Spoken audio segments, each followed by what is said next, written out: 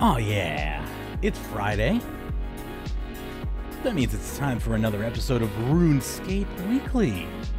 Magebit here.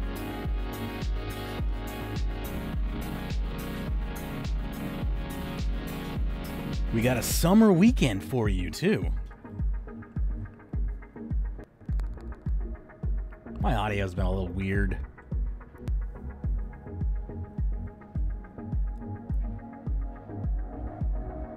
Get ready for an interesting show titled A Prime Example of Stupidity, followed by some summer weekends. We're going to be doing some shifting tombs later in the day, so get ready for that as well. All are welcome. Stay tuned and happy escaping.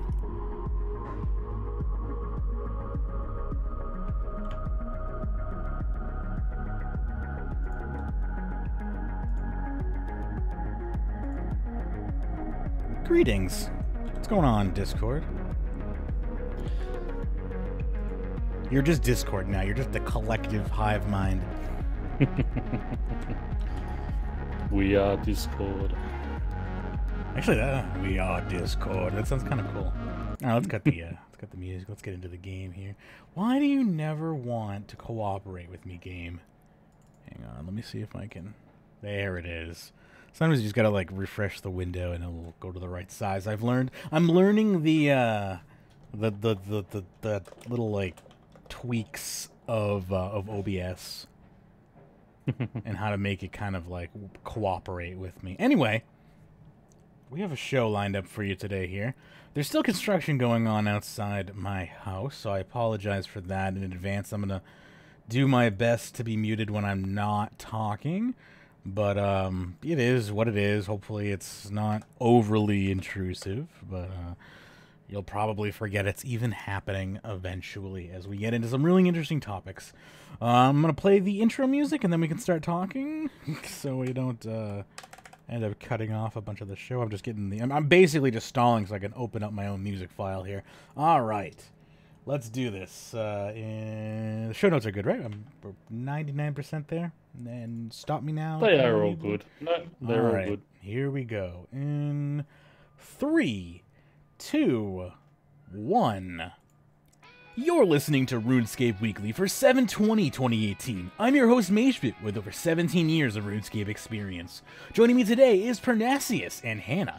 And on today's show, 3 relics, Chrome Quest extension, conspiracy in old school RuneScape, TLDW content showcase for July, why is the quest point shop in the GE, Dailies ruined RuneScape, and Shandong Hongda is killing Jagex. Thank you for tuning into this edition of RuneScape Weekly, and enjoy the show. Welcome back for your Friday edition of RuneScape Weekly. Magebit here. Joining me today is Pyrnassius and Hana. We got a good show for you lined up. We're going into our, is this the first or the second summer weekend? I don't even remember. It's the first, I think, but... first one. Yeah, we're getting excited for that. Going to be running some shifting tombs. So what have I been doing in RuneScape? I'm closing in on 120 magic. Got 16 million XP to go in that, so I'm excited about that. And hopefully, I'll get at least one dungeoneering level this weekend. Get one step closer to 120 DG as well. Pern, what have you been up to? Not a lot. The back has been really bad, so basically I've just been skilling and laying on the couch watching a lot of Netflix. Found an old Jackie Chan movie I loved from back in the 80s called Battle Creek Brawl. Found that online and sat down and just watched that. And yeah, I mean the filming and the acting is you know, it doesn't sort of live up to today's standards, but the actual storyline and just such, yeah, I still loved it. You know, great memories there. Does it hold up? Does it hold up? It does. Okay. Yeah, Jackie. He's not. You know, his dad doesn't want him to fight, so he's accidentally beating up this group of mobsters who are trying to, you know, do the standover tactics on his dad's shop, and yeah, just the funny things. Yeah, the typical Jackie Chan type stuff. So yeah, I gotcha. That was really good. Found for those who are not politically correct, I'm not generally into cartoons, but watching a show called Archer. Archer, okay, yeah, that's an old American, old by my standards, as in like I think it started in what, like 2008 or 9. Something like that. It's eight seasons are up on Netflix, and just pissing myself laughing at that. That's been really funny. But yeah, just a lot of skill. Got nearly 1,000 charge packs done. I spent a lot of time just down with the divination, yeah, sort of semi-AFKing the AFK and skill in Netflix. There you go. Down there, yes. It's the one few skill you can basically make a decent amount of money on while doing nothing. Well, yeah, but see, I don't. I use all mine, so they're in my back. Yeah, same here. It's still you end up not spending that money. Having to spend that money, exactly. Yeah. Anyway, so, but yeah, other than that, yeah, just thank you for the sub. Just trying to survive. And how you doing, Hana? Besides subscribing to the channel. Oh, I am doing fantastic. I don't know why I was talking in that weird accent, but I was. So you know. I expected that to be followed with some interesting news. No, I don't have any interesting news. I'm just proud of myself because I was like, how will I let Magebit know that I'm back? And then I was like, oh, I was drop a Twitch Prime sub and then he'll know. That works, yeah. That's one way to get my attention. Throw money at me. That'll always get my attention. Yeah, I was waiting to see if Hana answered or not, or if I had to sort of step in and say, she just stepped away for a moment. So... good timing to be back on. Yep, I try my best. But yeah, I've just been streaming. Twitch.tv/Queen of Blaze almost every day. Yeah, you've been doing a lot of streaming. I've been doing my best to catch as many of them as possible. Sometimes they run past my bedtime, but for the most part, I've been able to catch a good amount of them. So that's been fun times. It has. It's been real fun. Still trying to max, although I gave up on Dailyscape for now. It's boring. Yeah, oh, by the way, before I forget, we'll toss this in the intro. Big thank you to Mensky, who bought me a hamburger the other day. Was much appreciated. I got myself and my grandmother some Five Guys, which is my favorite burger shop right down the road. Good stuff. Anyway, Hana, what else you been doing? Anything in RuneScape? You've been questing? You've been doing a lot of bossing? Mostly, yeah. Trying to So I was trying to build up my cash stack, and then it was nice and built up, and then I realized that today I had to buy Runemetrics Pro, so there went my cash stack. Nah. So now I gotta, yeah, I need to make a few hundred mil for maxing, and I've been working on thieving too. Basically, thieving and bossing have been the two primary things I've been doing, but I want to get to all 90 in skills as soon as possible. My sister's coming to town for like a week or so I don't know how much time I'll have to play. But this weekend is the Menaphos Shifting Tombs weekend, so I think you and I will probably be in Shifting Tombs a lot because I can get 90 dungeoneering there and probably 90 rune crafting and maybe even 90 thieving if it's worth it there. I don't know how good the thieving XP is, but those are 3 skills I have left to do, so if the Shifting Tombs XP is good enough with this 75% buff, maybe I'll grind them all out there. Yeah, that's what we got to figure out. I'm going to pop down there after the show, test it out, and if it's worth doing, we'll pop up, we'll pop on a stream and do some marathon of that. But Shifting Tombs has been famously kind of ignored for its crappy XP, so hopefully this 75% boost is enough to make it somewhat competitive. Anyway, yeah, we got some PSAs here before we jump into the show. Menaphos and Sophanem weekend, obviously, we were just talking about that. There's a bunch of specifics for that I don't actually have in front of me that I probably could have had it in front of me. Since we're you want specifics? New cities quests appear twice as fast after completing the city quest. 75% increase to XP from Shifting Tombs, which, if you ask me, shows how terrible Shifting Tombs XP is. Usually these weekends are only like 50%. The fact that they went up 75%, I think that says something. 50% increased reputation in Menaphos. Increased chance to receive Menaphite gift offerings. 25% increased Slayer XP in Sophanem Slayer Dungeon. Bonus chance of jeweled statues while wearing a Ring of Wealth, and double chance of Scepter of the Gods and Black Ibis while doing Pyramid Plunder, which we know Pyrn hates. Double experience. I ran three. Double experience from Plover Birds. 50% increased base chance to successfully pickpocket in Menaphos, which I don't know why you would do that. Well, I guess if you're below level 60, whatever, then you can't do safe cracking. Which, if you are, then you should do Shifting Tombs, because forget pickpocketing. And also triple experience from harvesting Luminous Wisps. Converting memories remains the same XP rate, so I guess it's just the harvesting side, which isn't the harvesting side like basically no 12. XP. Yeah, 12 XP. Yeah, it's the harvesting side will net you around 20 to 30k an hour XP. Okay, so I guess if they're tripling that for this, so I mean, obviously this is a lower level method, so it's probably more like 10 to 20k or something. Just off. Actually, yeah, because that's I think it's 9 down there. I'm thinking of 12 is what we get up at the incandescent. So yeah, and then the ports weekend, or ports month actually, I shouldn't say weekend. So if you haven't done play around ports, it's a great time to start, because that's from today until August 19th. There's 25 voyages a day. All voyages get 30% extra resources, and the ability to do the barmaid's special voyages is on Saturdays and Sundays now, as well as the regular Thursdays.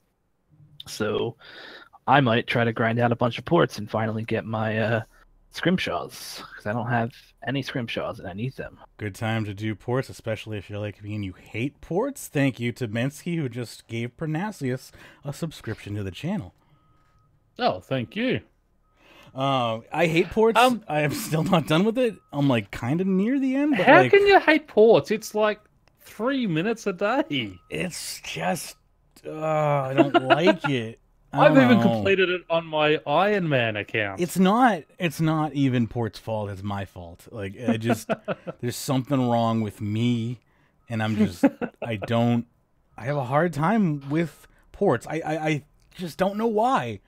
Like, I want to give a bunch of bad reasons why, but, like, they're not good reasons. They're just my reasons why I don't like them. Because, like, I can say it's dumb. I can say it's ugly. all over again. Yeah, but, like, those are all just things that don't mean anything. So it's like, I don't know. My reasoning for not liking ports is very, I think, childish.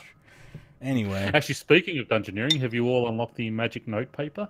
Or enchanted notepaper, it's actually called. I haven't bothered, but I probably will. How many tokens is it?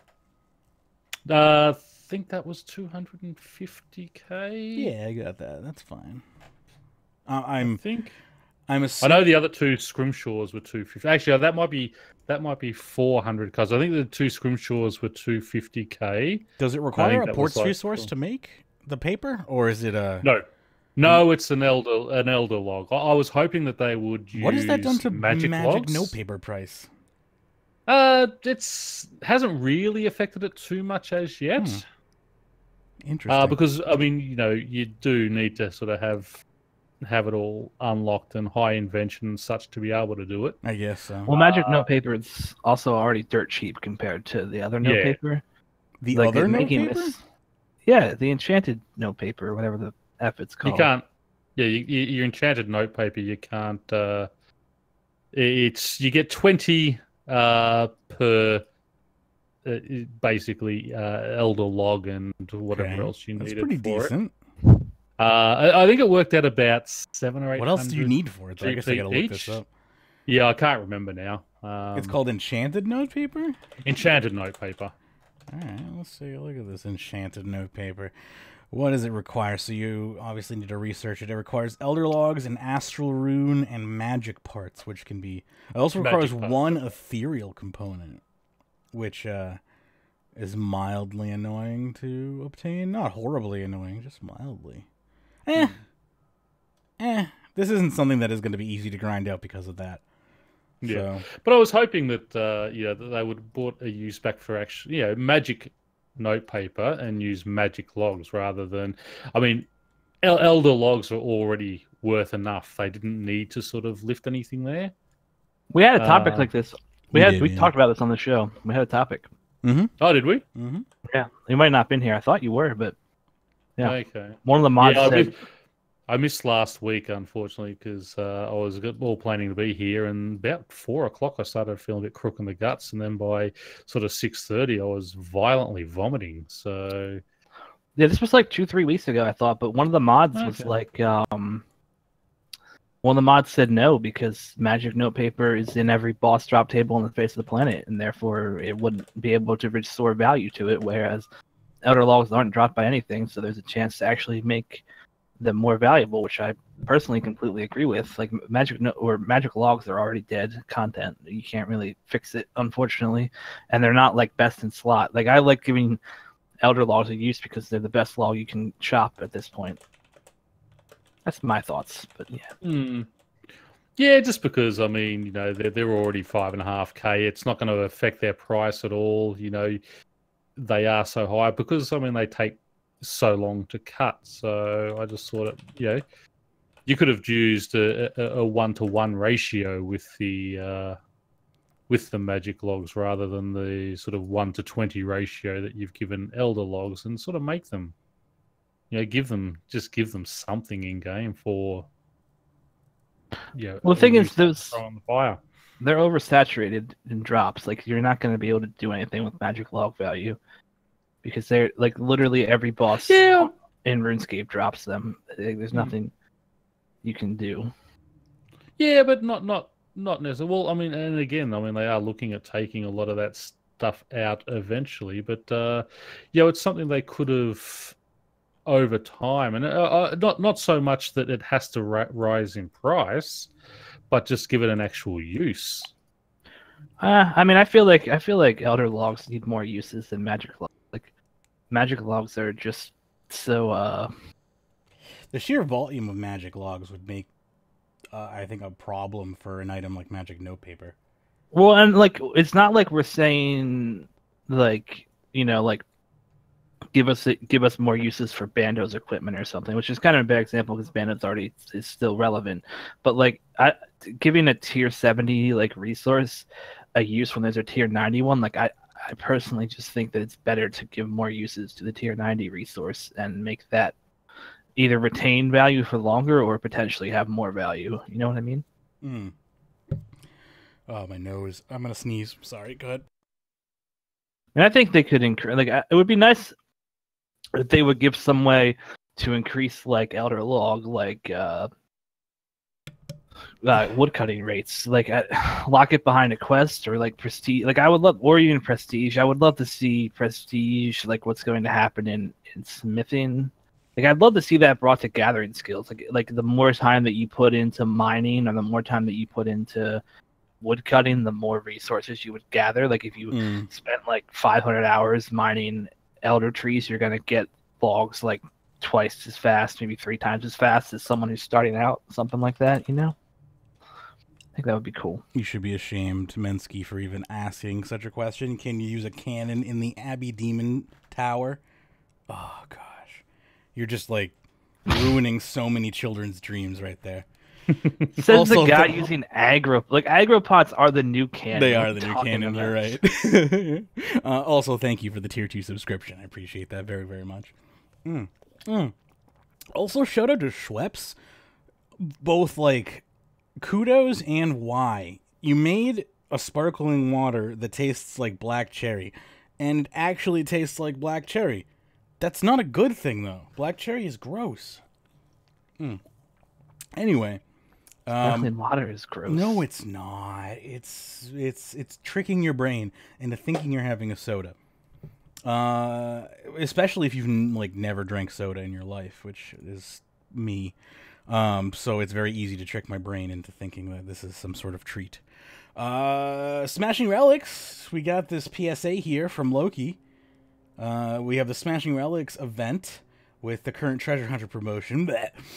Smashing Relics are back, but there's some in-game ones that you can smash for free, if I'm correct here. Is that the idea behind this? Yeah. Basically, there's different possible locations. Members can find 2 relics a day. The locations will charge at the start of every hour. They're different on each world, and you just hop a few worlds. So there's northeast of the Edgeville Furnace, north of the Varrock Museum, south of Explorer Jack's house in Lumbridge, east of Draenor Bank, east of the Gnome Glider in El Kharid, right next to the Port Sarim Lodestone, next to the Yanil Lodestone, between the 3 southern houses in Sears Village, and west of the Poison Arrow pub in Ardoyne. So, and it changes each hour. So they're active for an hour if you do sort of see them there. I am going to just straight up for my solidarity against Treasure Hunter and not participate in this at all. I'm not even going to take the free ones. It's totally an activist stance and not because I'm too lazy to go and pick them up. 100%. Stand by me. Yeah, I'm too lazy to go pick them up. I actually didn't even know this was a thing, so I might, if I'm running around and I'm sort of near and out for them, but it's not something I'll probably actively go and hunt for. I have a RuneScape confession to make. This is anonymous, by the way, but it is by me.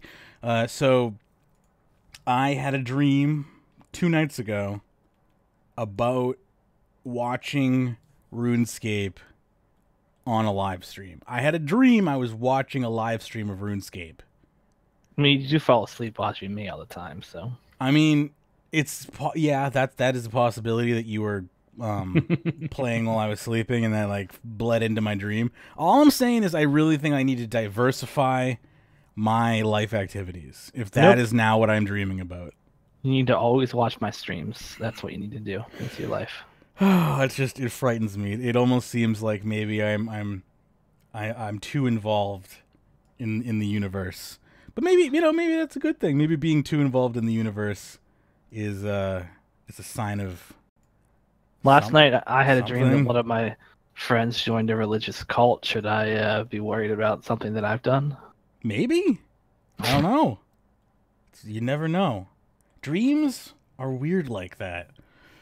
Anyway, you can help me continue my dream by supporting RuneScape Weekly over at patreon.com/RuneScape. You can get the pre-show to this show and many other shows. You can support us by spending as little as $1 or many, many dollars if you want. That's patreon.com/RuneScape. Anyway, continuing on here, we have, what is this? Another PSA for the RuneScape Wiki Quest Checker. Now, I have not investigated this, but I'm gonna read into this real quick. So what does this do exactly?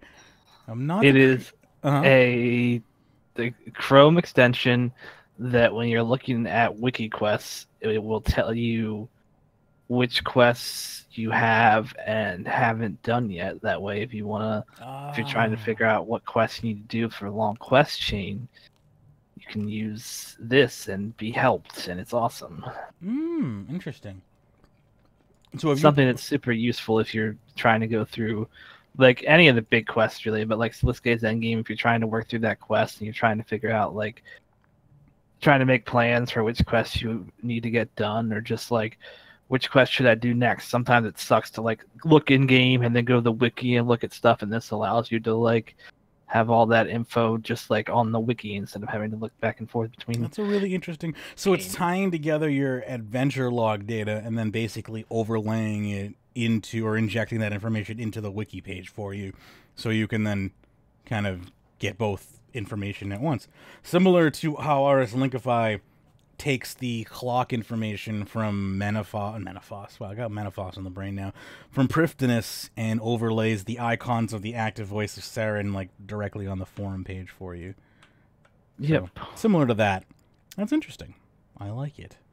I like it a lot. Although I am not really in need of it because I only have like 10 quests, or what it's like 10 mini quests that are really like one major quest.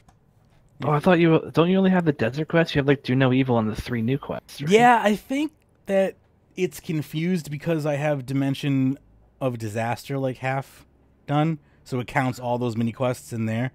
I finished the quest, but like you can redo it, and if you redo it, it counts as it as not done, which is, in my opinion, the wrong way to go about that. But I'm sure there's some engine limitation that is keeping that. It's very RuneScape of them. Yeah, I'm not really complaining about it. I'm just like, it kind of it gets under my skin, but not in the way that I care about enough to bring it up, except beyond when it's brought up in front of me. Anyway, continuing on here. This is interesting. So I thought this was dead. I thought we covered this last show. I thought we covered it quite well, but apparently the conspiracy lives on. Journalist mentions Old School RuneScape is planning to experiment with microtransactions, edits comment, and mods on both subreddits wipe out its existence. I don't remember that happening quite that way, but okay. JMods confirm it's not happening. Now we're experimenting with early access skins. The funniest part about this, so actually I should say first off, people who don't know, Old School RuneScape is participating in the Twitch Prime thing this summer, so there's going to be a free month of RuneScape coming to people who have Twitch Prime, and it's going to be some kind of pet for RS3, and the Old School thing is a purple skin that will be exclusive to Twitch people until the end of the month. Oh my god! Anyone will be able to use it. And the conspiracy theory is real that this is Jagex trying out MTX in school to see how it goes, everybody. So get your butts ready, I guess. Well, I mean, we already know since they've released OSRS first on mobile that they'll have to get all those MTX over there and make money on it. It's already coming, people. Don't worry about it. That's true. Yeah, that's why Old School RS Mobile came out first. That's right. Yep. But to me, the funniest thing about this post, Magebit, is if you look at the link that's like, because this post actually direct links to another post. The post that it direct links to on Reddit is the misinformation post that we read last week. It's even labeled misinformation, yet he uses it as a factual source, which just proves to me there's no integrity left in anyone who wants to like be a independent like investigator. It's just whatever. I'm gonna die, aren't I? Hang on, let me quickly. Well, I mean, like this guy from last week, I'm still fucking pissed at him that he didn't edit this post and say that it was meant. Like, sure, it got tagged as misinformation by the mods, which is apparently the mods deleting posts. But yeah, mods. Yeah, your mods. Yeah, that's actually probably what spurred him to even say that it was like covered up because they tagged it as misinformation. But like this guy, like I commented on his post, like I said last week, in like less than an hour after he made it, and I was like, "You are mistaken. That is not what happened. He's like, yeah, you're right. I found that out. Never edits his posts, just collects the free karma, and like his post is over. Is at like 160 upvotes now. When I first saw it, it had like 5, and it's just like, great, dude. There's 160 people out there at least who think that you told the truth. Like, great plan. Great plan. So let's encourage all our listeners to jump on there and give it downvotes. No, we can't. We don't encourage that. It's against Reddit. It's alright. Someone's already created a bot that is working on just downvoting anything Flarefox says at all. So that's you're kidding. Something. I'm pretty sure that there's a bot that comments on anything Flarefox says that says downvoting in progress, downvote successful, or something like that. I'm pretty sure that I don't think bots can actually downvote. So my guess is it's just text, but it's pretty funny. It is. If it's not actually downvoting, it's funny. I mean, honestly, I'm not 100% convinced that it's not Flarefox who wrote the bot to just try and get more, That would be a very Flarefox thing to do. It would be. He screams for attention. Let's see. This is going to be the shortest show in existence unless this TLDW goes for like an hour by itself. Here we go. The TLDW here for... I do have, if you open up the show topics, if we do need more, there is a few over there that I got off the official forums. Okay. If we need them, if we need topics, yep. Content Showcase, July. So the main show here was the Player-Owned Farms update, which is scheduled for the first week of September, which is about on my guesstimate. What a surprise. So they showed off some concept art that we've seen already, and whatnot. It's, it looks good. They're just repurposing, the old Ardoin farm, which I think is a good use of already existing land. They are calling it Granny Potterington's house. Like, it's her farm. That's the lore behind it, I guess. There's no upstairs yet. That's not going to be released upon launch. So there's something else that's going to be there that we're not getting access to immediately. So perhaps there'll be more content. Mm-hmm. I hate that player-owned farms and player-owned ports aren't actually player-owned. Yeah. Why is that? Why is it like there's this weird retired NPC? I would have much preferred to see... I mean, they're looking at taking out mobilizing armies, repurpose the land down there, and actually make us do a proper farm where we can incorporate our construction and everything and actually build a farm up. I think that would have been sort of far more interactive for the players rather than just, we're going to go and work for this woman. Oh, no, I think the player-owned farms look awesome. I think I just have this minor problem with like every player-owned thing that's come out since the player-owned house. It's like, oh, it's actually owned by someone else and you just manage it for them. And it's like, it's such a fucking boring power fantasy to imagine that I'm working for somebody else. It's just like, why? Why is this the case? That is the worst. I mean, to be fair, they're impotent. They're retired and they can't, do anything for themselves anymore. And you are basically their overseer. So you're just waiting for them to die if it's any condolences. So in your world, it's like a Stan Lee situation where we're caretakers taking advantage of this old lady. Yes. Okay. In my situation, this is like a predatory deal, basically. Perfect. It makes it so much better. I hope I've made this a more wholesome update for everybody. I'm gonna let somebody else read this because I'm watching my mic levels, and I know it's probably not coming through Discord, but it's definitely being picked up by Streamlabs. So if somebody else could read this, the audio, the podcasters will be happy. Okay, so the premise. Granny Potterington is the owner of the farm north of Ardoin by the Lodestone, which currently serves no purpose. Her husband has passed away, her kids have disappeared, and so she's alone and unable to look after the farm. Help out and receive a cut of the rewards and profit. You will receive a section of the farm that you will build up and improve. Your first task in the tutorial is not even the whole farm. You don't even get the whole farm. You're a what is it called? It's a fiefdom. You're just what is that called? What you've been given a fiefdom? I can't remember. A serf. You're just a freaking serf to this old lady.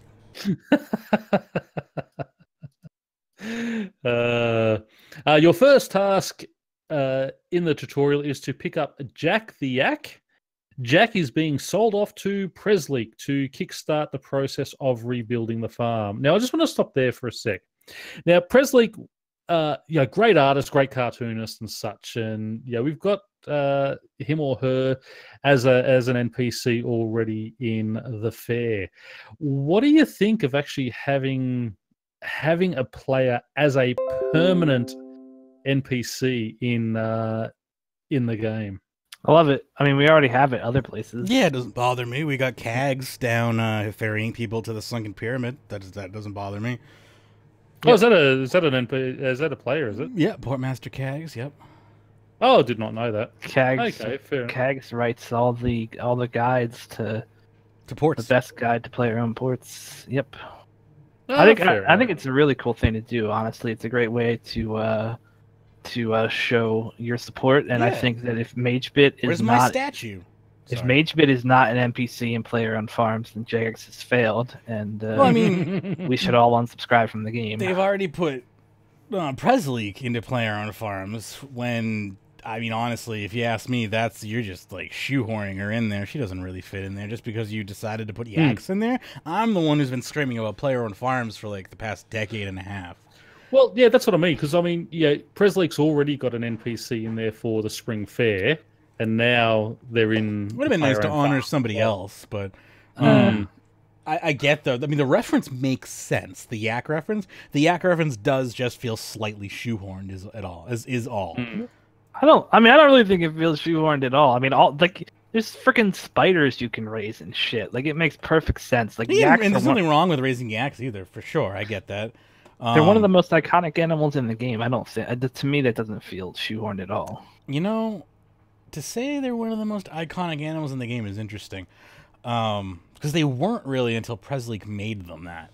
Like Pack-Yaks were Yes,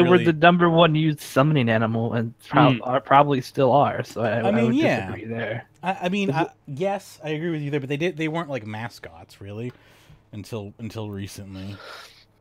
I mean, there's really no way to trace that, but I mean, they're still one of the. I still would argue they have always been one of the most well-known animals. Spirit terror bird for life. Anyway, they were they were like the abyssal demons of the summoning skill. Getting a Pack-Yak back in the day was that reminds me. I've ridiculous.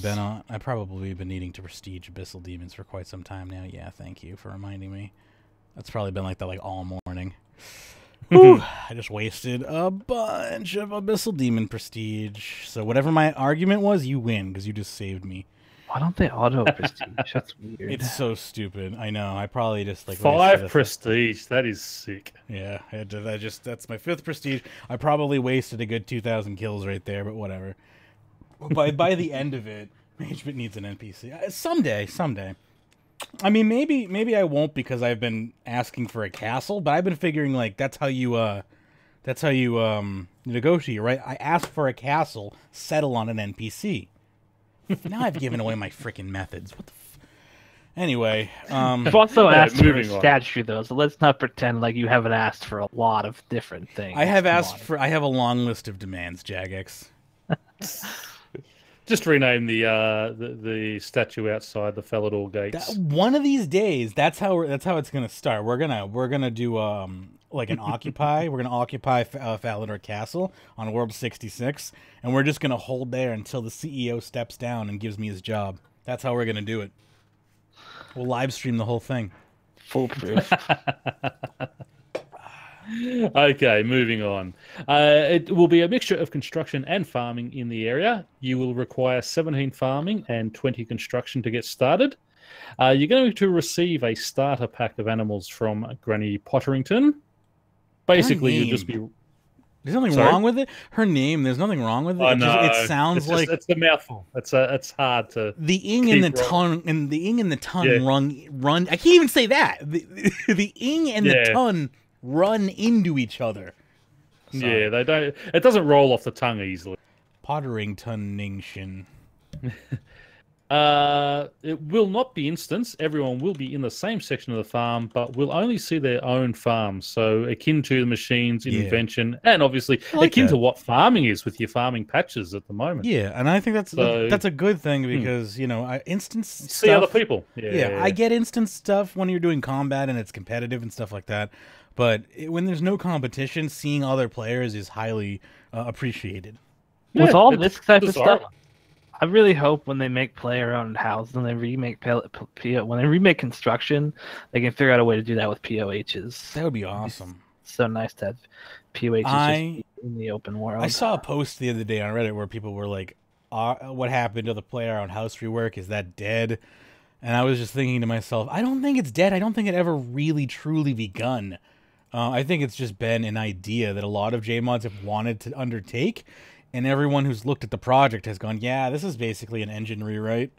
2 years ago, excuse me, 2 years ago, they had that stream where they showed off just like being able to move construction stuff to wherever you want to, and we haven't even seen that like added to the game. Yeah, so, and again, I think it's because a lot of that stuff might work in very specific scenarios, but when you deploy it to the entire housing system and you have to make it work with all of the different modules, it just probably falls apart engine-wise. I don't know how much you can do with the current engine in player-owned housing. I'm not saying nothing can be done. I'm just saying that, like, at the very least, it would probably require a dedicated member or members of the engine team to be on that project. And right now with RuneScape Mobile being the thing that it is, I don't think you're going to see a player-owned housing rework in 2019. I just don't. I think you're going to... Or 2020. I think you're going to see the engine team doing tweaking, damage control, and upgrades for pretty much all of 2019, basically playing catch-up with the rushed RuneScape 3 mobile release that they're going to have to probably deal with.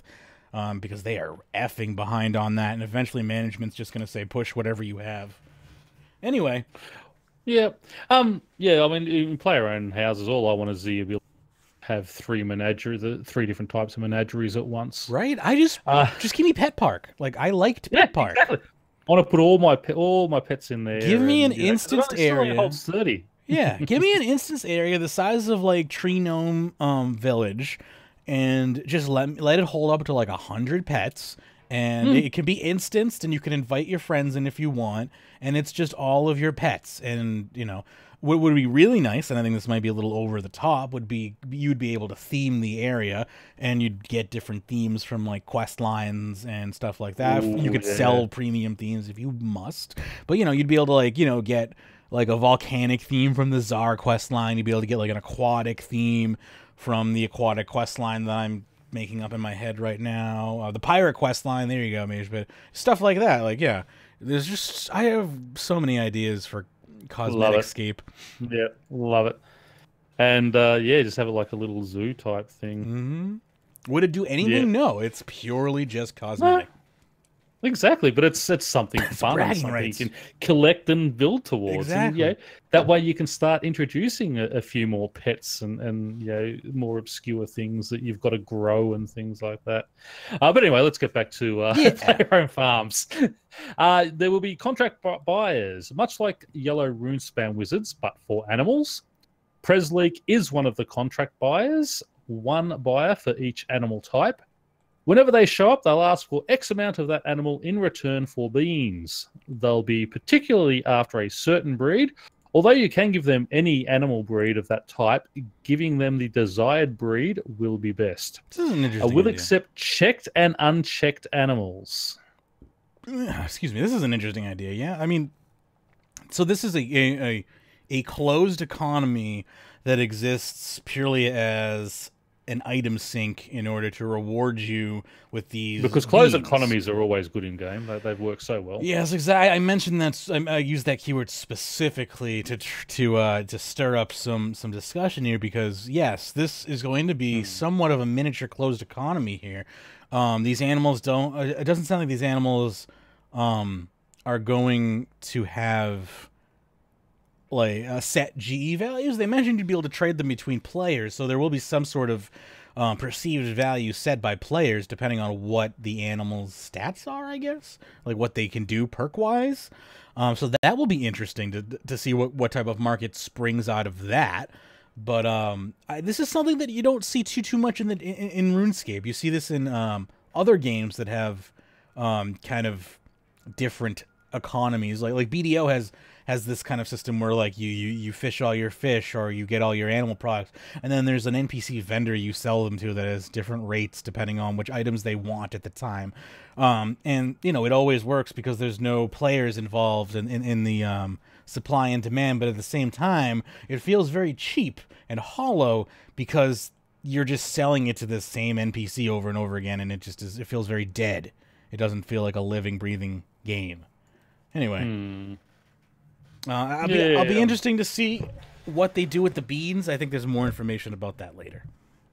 Yeah, okay. Pens, there will be 2 of each size, small, medium, and large, and 1 breeding pen. Each pen size will keep different sized animals. Pen deeds must be purchased from the shop using beans and then made using various construction materials. Left-clicking a pen entrance or the animals inside the pen will show an interface. The interface that they had on stream is not final. It is still being tweaked. It'll only show the animals in your inventory that can be stored in the pen. A drag and drop to and from the paddock to add or remove animals. Functionality will also be that you can click an individual animal to see its stats before choosing to add or remove it. Higher level pens are 40 and 60, construction and farming, but can be assisted. There is turn manure. Niche uses, such as farming strange golden rocks. You can receive rocks, farming, pet, etc. from all player-owned farm activities. I'm excited for lots this of achievements. Lots of achievements I'm excited for. Yeah, I love it. Different Skilling achievements. doesn't have enough achievements right now, and this is a good opportunity to get a bunch of them in there. Yep, definitely. That's all. And hopefully there's some really good. Yeah, I like the little fun, quirky ones, but I like some that sort of got a bit of bite to them as well. Speaking of You'll have beehives. They haven't decided on the comp and trim requirements yet, but it won't be particularly difficult or RNG reliant. Unlock all pens and animals, for instance, is an example of what it could be, not something ridiculous like unlock all trait variations. No Master Quest cape requirements. So there's no origin story for Granny Potterington? Damn it. Nope.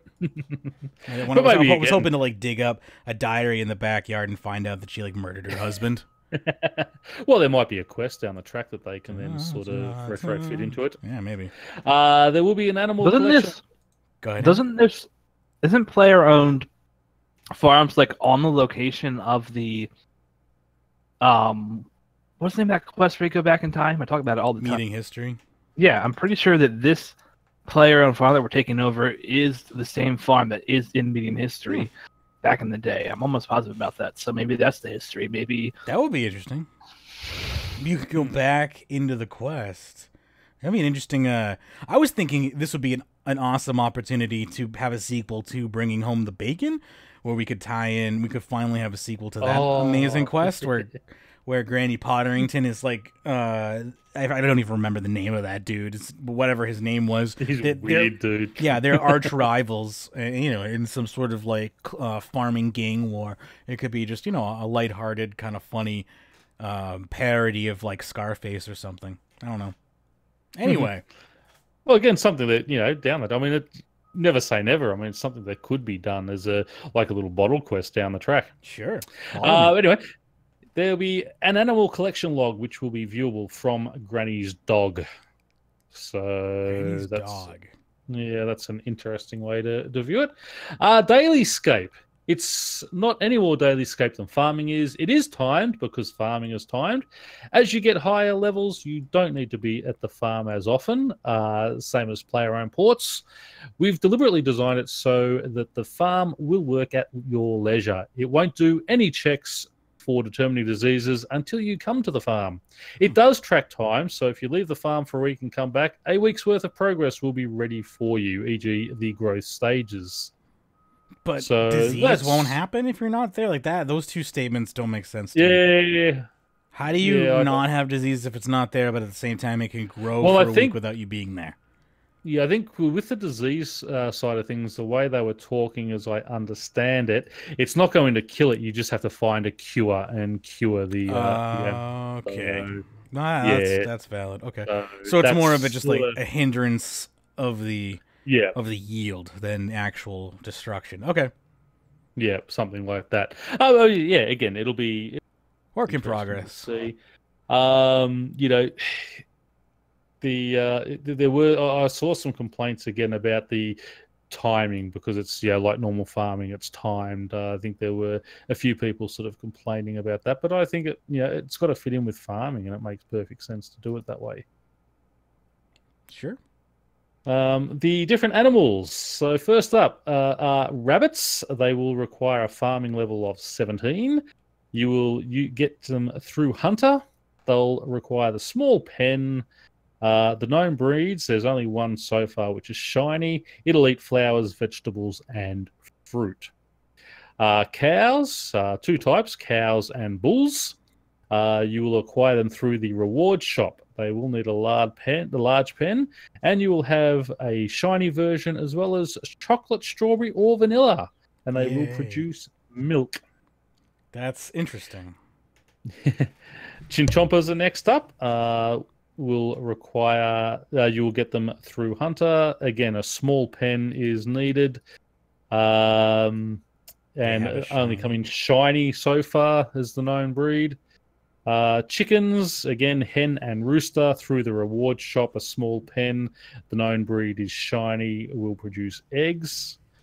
Sheep, there will be ewes and rams through the reward shop. A medium pen will be required for those. Again, known breeds are shiny. They will produce fleece. Spiders, you will acquire through combat. They'll need the medium pen, and again, shiny is the known breed. Yaks, combat or making pack yak pouches is the way that'll be acquired. They'll need a large pen. The known breeds are shiny or Fremenic, and they will eat flowers, vegetables, and fruit. Dragons will require 92 farming or something like that. You will acquire through combat. It'll need a large pen. There will be shiny, blue, and black as the known breeds. They will eat meat and fish and produce dragon hide. And finally, we have the zygomites, which are the mushroom people. You'll acquire them through the mushroom patches. They'll need a medium pen. The known breeds are Magical, Zanarian, Gloom Shroom, Demon Cap, and Arc Spore. So I'm going to assume Demon Cap will be down at Demonheim.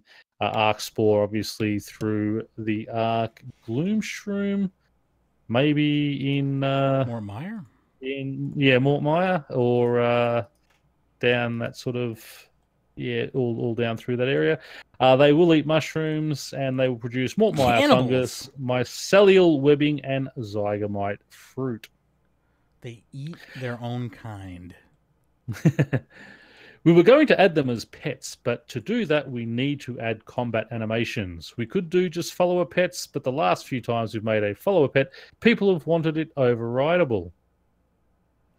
We have quite a lot of content already planned, and we don't have the graphic time available to add animations.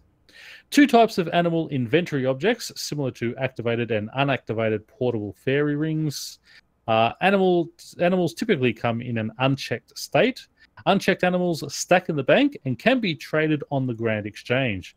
Checked animals can't stack in your bank or be traded on the Grand Exchange.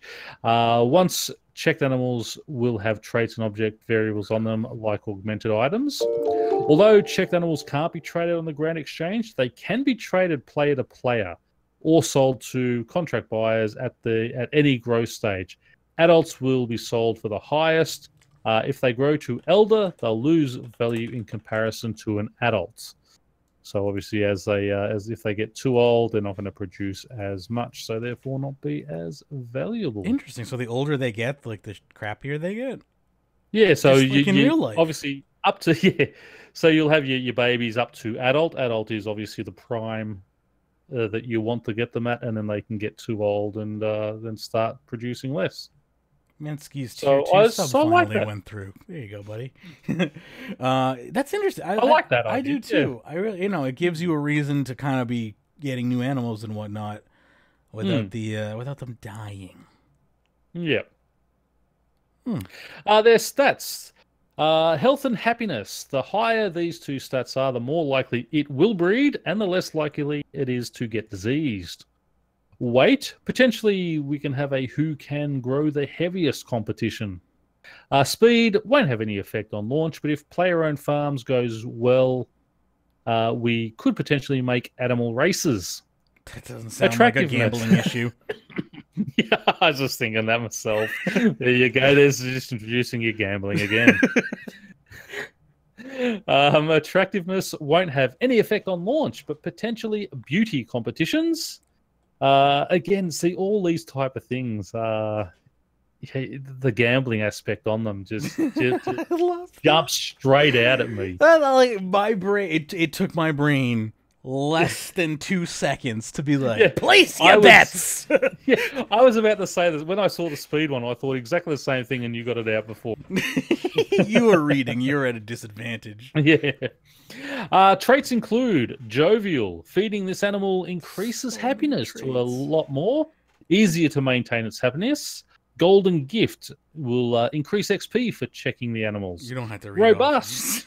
No, don't want to read them all. You can read all the ones. There's a whole lot of different. You can read the ones that are labeled, but you don't have to read them all. No, there's just a whole lot of different ones. My favorite might be glistening. I want to know what glistening does.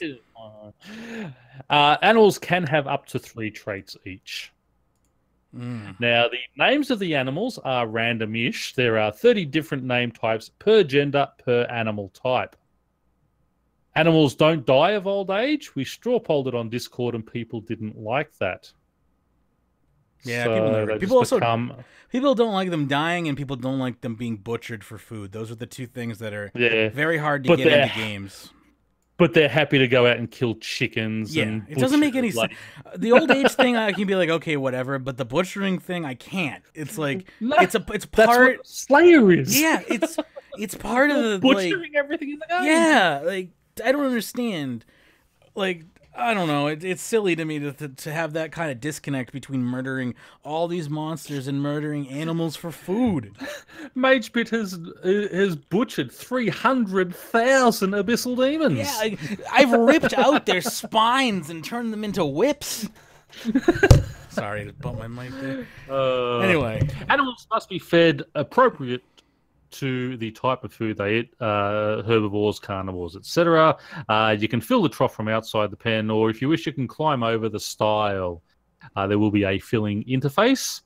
We've done a little circuit of stiles around the farm, so you can do a little agility lap if you really wanted. You don't get a lap bonus, though.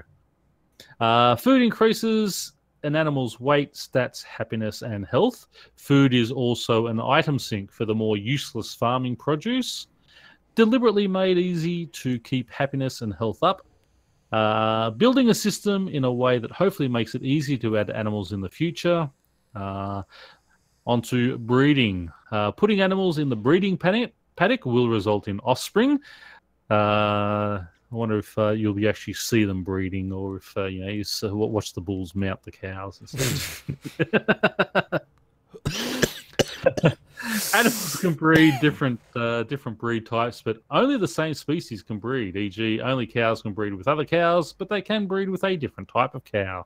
So, in other words, we can't make spidines and that's what the Tower of Life is for. Uni-cows and all that type of stuff. So, I would have loved to see that. That's like we need a new skill for that. That's like necromancy. Yeah. Or some branch of it, at least. Yeah, magical husbandry. I bet a lot of wives wish they had magical husbandry. Every animal born through the breeding process has a 1x chance of being shiny. Shiny animals give more resources, can be sold for more, and can give slightly different materials and a 10% XP extra for checking their growth stage. Animals can have different breeds, which gives slightly different produce. Shiny sheep will give golden fleece. There'll also be a shiny rabbit, and the strawberry, vanilla, chocolate, and shiny are the special cows breeds. They will give different flavored milk. I wonder if those are going to be used for anything new. Yeah, I'll tell you what. The strawberry. Perfect to help with this. Sorry, I'm totally. No, I was going to say. So I was going to say it would be perfect for sort of a cooking update where you need to make all these different types of things and make something that's hard to make and you have to gather all these things, but it's going to give sort of best in slot. That would be awesome. Things. Yeah, like I'm really hoping that we can get some cool new food items in here, like. To be able to make strawberry milk like that I don't know about you, like I used to drink strawberry milk a lot when I was a kid. Made me sick every time. Still drank it every time. I love that stuff. So I mean, it sort of frustrates me in game that the best food in game is just chuck it on the fire, wear your cooking cape, never burn it. Should be able to blow bubbles into the top tier food. But I mean, your overload potion takes time to do. You can only do 4 at a time. You need a whole lot of different ingredients. I'd like to see that come to cooking where the best in slot food has a lot of ingredients and takes time to produce. But anyway, let's keep going. Isn't that already the case? Rocktail soups? What's the other soup? Sailfish soup? Yep. Yeah, but you just need that. And again, you just chuck it in there. It's not hard to produce. It's annoying. It's hard to get the... Well, you can. If you're Magebit and you hate ports, you can only make 250 at a time because you can only hold that. But it's not convoluted to do. I want to see. You have to do this. You have to do that. 4 or 5 ingredients. I'm just confused. You compare them to overloads, and I don't know. That's similar to me there. Well, overloads are convoluted. You have to get the super potions, then you have to make all the extremes, then you have to put all those extremes together. You can't buy extremes and put them in. You can go buy sailfish and just go to your ports and make your sailfish soup. It's not hard to make. Well, no, but you have to put in the time into ports. You're still putting the time into an untradeable item place. Like you still have to play ports, and you have to not suck at ports. Yeah, and again, what is it? It's only 100 or 200 points, life points more it gives anyway. Yeah, but I want to see proper cooking skill is what I want to see. I want to see them. I just want to see RuneScape in VR where I can take my motion sense devices and I'm chopping away, cutting the fish on the table, gutting it myself, getting XP for every swing of my knife. Yeah. So one thing old school RuneScape had right was every time you have an action, some XP should happen. I liked that. Anyway, I am getting so far off the trail here. It's not even funny. You acquire more pens and animals as you progress. The growth stages are egg, baby, adolescent, adult, and elder. Dragons will take about a week to fully grow. I wonder how long cow eggs take. I would like to have seen dragons probably take a bit longer than a week. As animals grow up, you'll be able to keep checking on them and receive XP and produce at certain growth stages, like checking a tree, but at multiple stages. Growth stages XP will stack up. So, for example, if you haven't checked for 3 stages, you'll get XP for all 3 when you check next. So this is basically something you can just do as a weekly, just, like every Sunday, I'm just going to go and do my farm run. Yeah. There's a lot of ways you could play this. And that, I think, is what is going to make this content, used by a lot of people. Yeah, because it's got that versatility. Yeah, for sure. Not all animals give produce. A normal brown rabbit gives nothing. This XP does not stack with bonus XP or DXPW, but urns do work. So moving on to disease. Will be a chance for disease, but we don't want it to be like in plants. Disease stunts growth and stats. Your animal will get sick, and when you examine it, you'll find symptoms. Use the symptoms to ascertain which of the 6 diseases it is.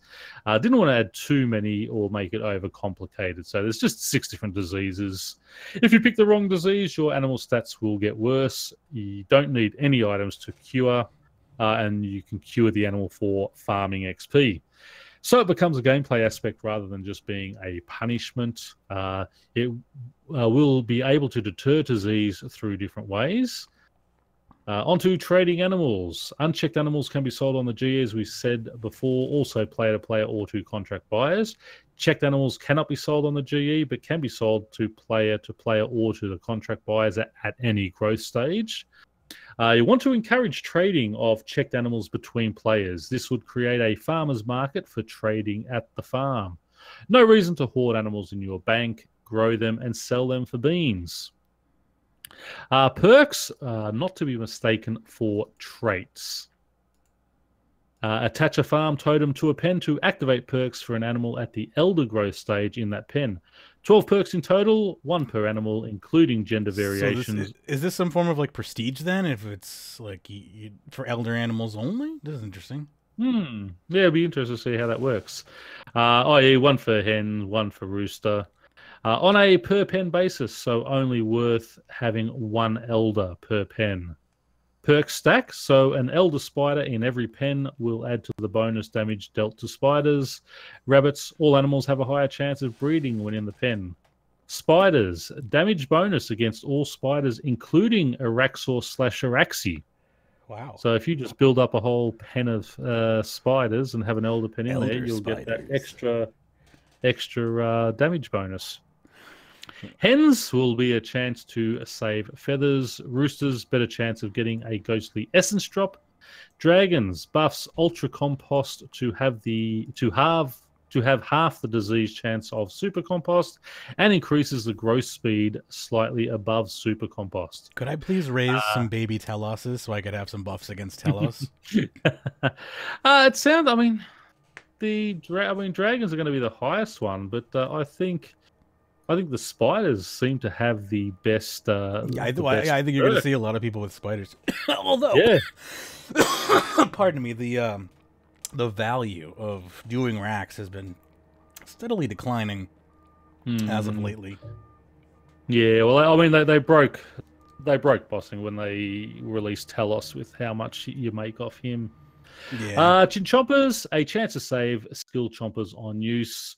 There's a chance to get clues from harvesting, a number of perks that help with additional harvest from farming or farming crops in general. Others that have nothing to do with farming. All animals will poop, which can be turned into compost. Only dragon dung can be turned into ultra compost. So, does anyone want to say anything about any of that? I heard that is supposed to increase grow time by a little bit, like 10% or something. Yes, and also halves the disease chance on patches. Awesome. Yep. So the rewards. Internal farming currency called beans. Beans can be put in the currency pouch. Granny Potterington has a reward shop. There'll be farming upgrades, pen deeds, bank chest at the farm. Receive produce as noted. Farming totems, as we said, can attach 1 to each of the non-breeding pens. Can be picked up and moved around the pen as desired. Activates perks for that pen. Animals and beans, magic beans will be rare. Won't be millions of them in game. Receive them through contracts or buy them from the reward shop. Instantly grows the plot at random. The type of the plot produces is random, but scales around your farming level to avoid growing things that are low level for high level players. Does not work on crystal tree. May possibly work on elder trees. Patch specific beans, but there is a universal one as well.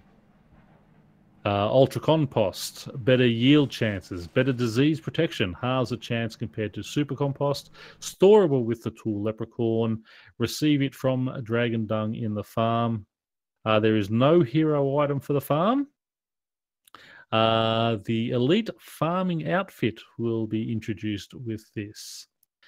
3 versions as usual, 1 for animals, crops and trees, combined to make the elite outfit. Mimics the fragment system with the other outfits, won't be put on Treasure Hunter. Blueprint requires 70-ish farming to purchase. It's set bonus, 6% farming XP if the farmer's outfit is owned. Animals age 7% faster when you're at Ardoin Farm. 10% more beans from farmers' market sales. Better chance of positive traits from breeding and checking. 10% chance to harvest more hops, herbs, and allotment crops. Herbs are auto-cleaned on harvest. That's a good one. And there's going to be no more money left in cleaning herbs. Yes. Planted hops, herb, flower, and allotment seeds are auto-watered. That's another good one. Protection payment discount, -2 to a minimum of 1. Also nice. Cast rapid growth up to twice per patch per day. That's also 10% chance to gain bonus produce when harvesting fruit trees and bushes. Remote farming access to the Yardoin farm, herblore habitat, and seed pod teleports. New skilling potions. The Zygamite produce secondaries for these. Herbicide and seedicide upgrades. Pick up herbs and seeds. Oh, like the upgrade of for quite some time, haven't you? I have. I wonder if it'll pick up the noted one. So that's because everything's just noted these days, anyway. True. Yeah, I mean, I use my. You'll need an upgrade for your upgrade to pick up the noted ones. Yeah, my herbicide is just set to destroy all the non-noted ones anyway, because it's just not worth picking them up. So that'll be interesting to see if it'll just automatically pick up the noted bones. Noted herbs. Okay, Quest Point shop and the Quest Point unlock system. The name will change. Its hub will be in the Grand Exchange. The NPC who runs the hub already exists. Location is pretty definite because of reasons. Sorry that you can't search from the northwest corner anymore, but if you're surging, you're probably going to be using Prif anyway. Quest Point armor inspired by the Helmet of Trials. The Helmet of Trials will stay as is. It'll be hybrid armor, tiers 25, 50, and 75, scales with your level. Set effect is specifically intended to help people with quests. The more you struggle at quest bosses, the better the armor gets. Does not work in Dominion Tower. A multi-style weapon similar to the Sun Spear, which goes with the armor. Slightly lower level requirements than Sun Spear, T85 with 1675 damage and 1694 accuracy.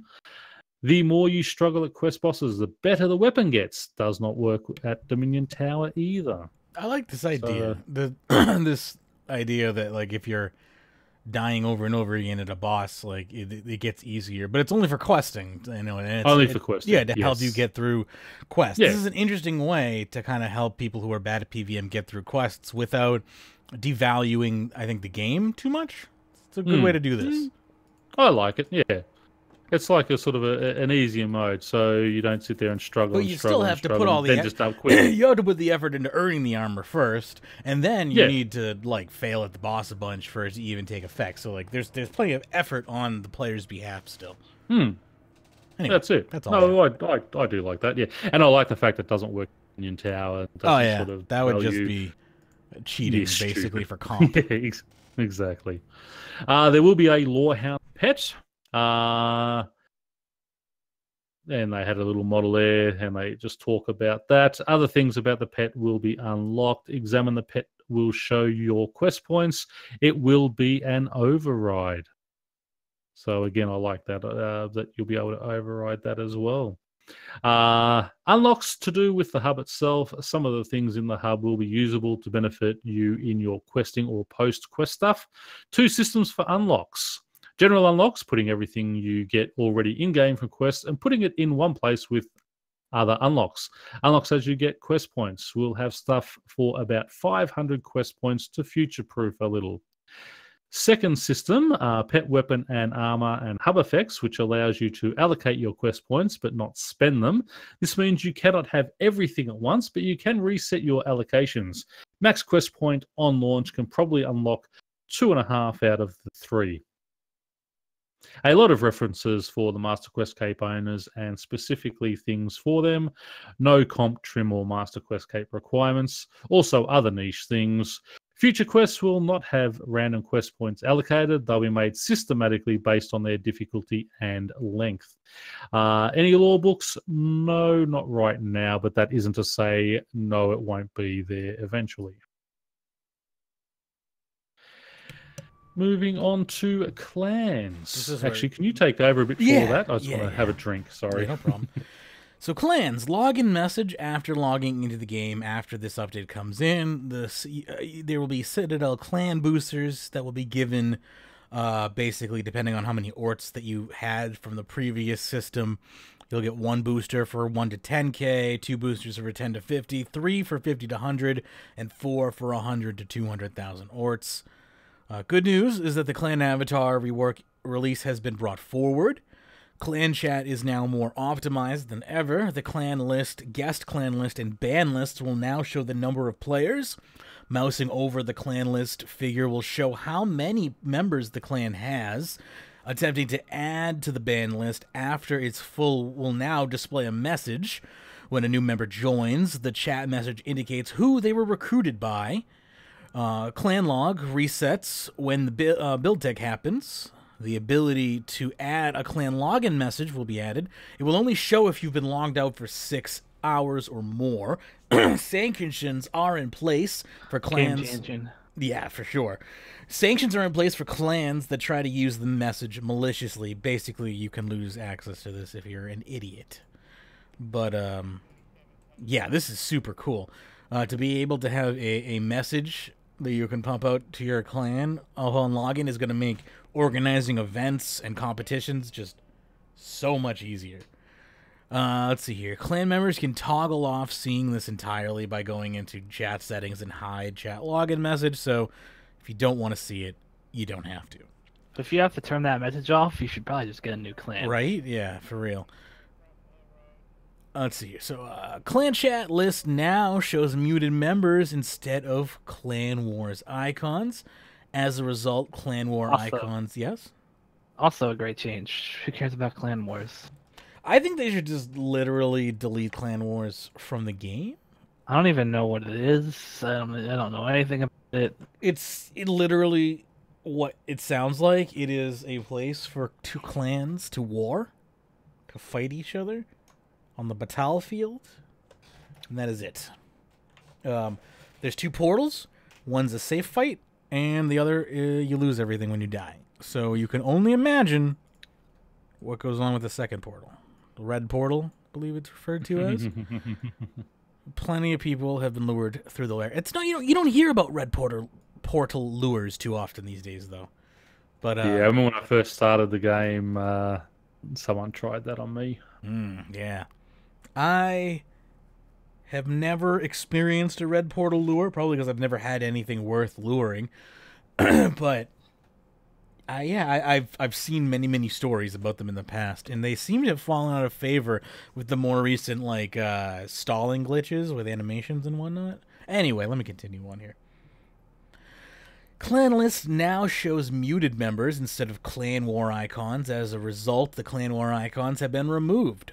You can now mute members, message displayed when attempting to chat while muted, so you'll know that you've been muted.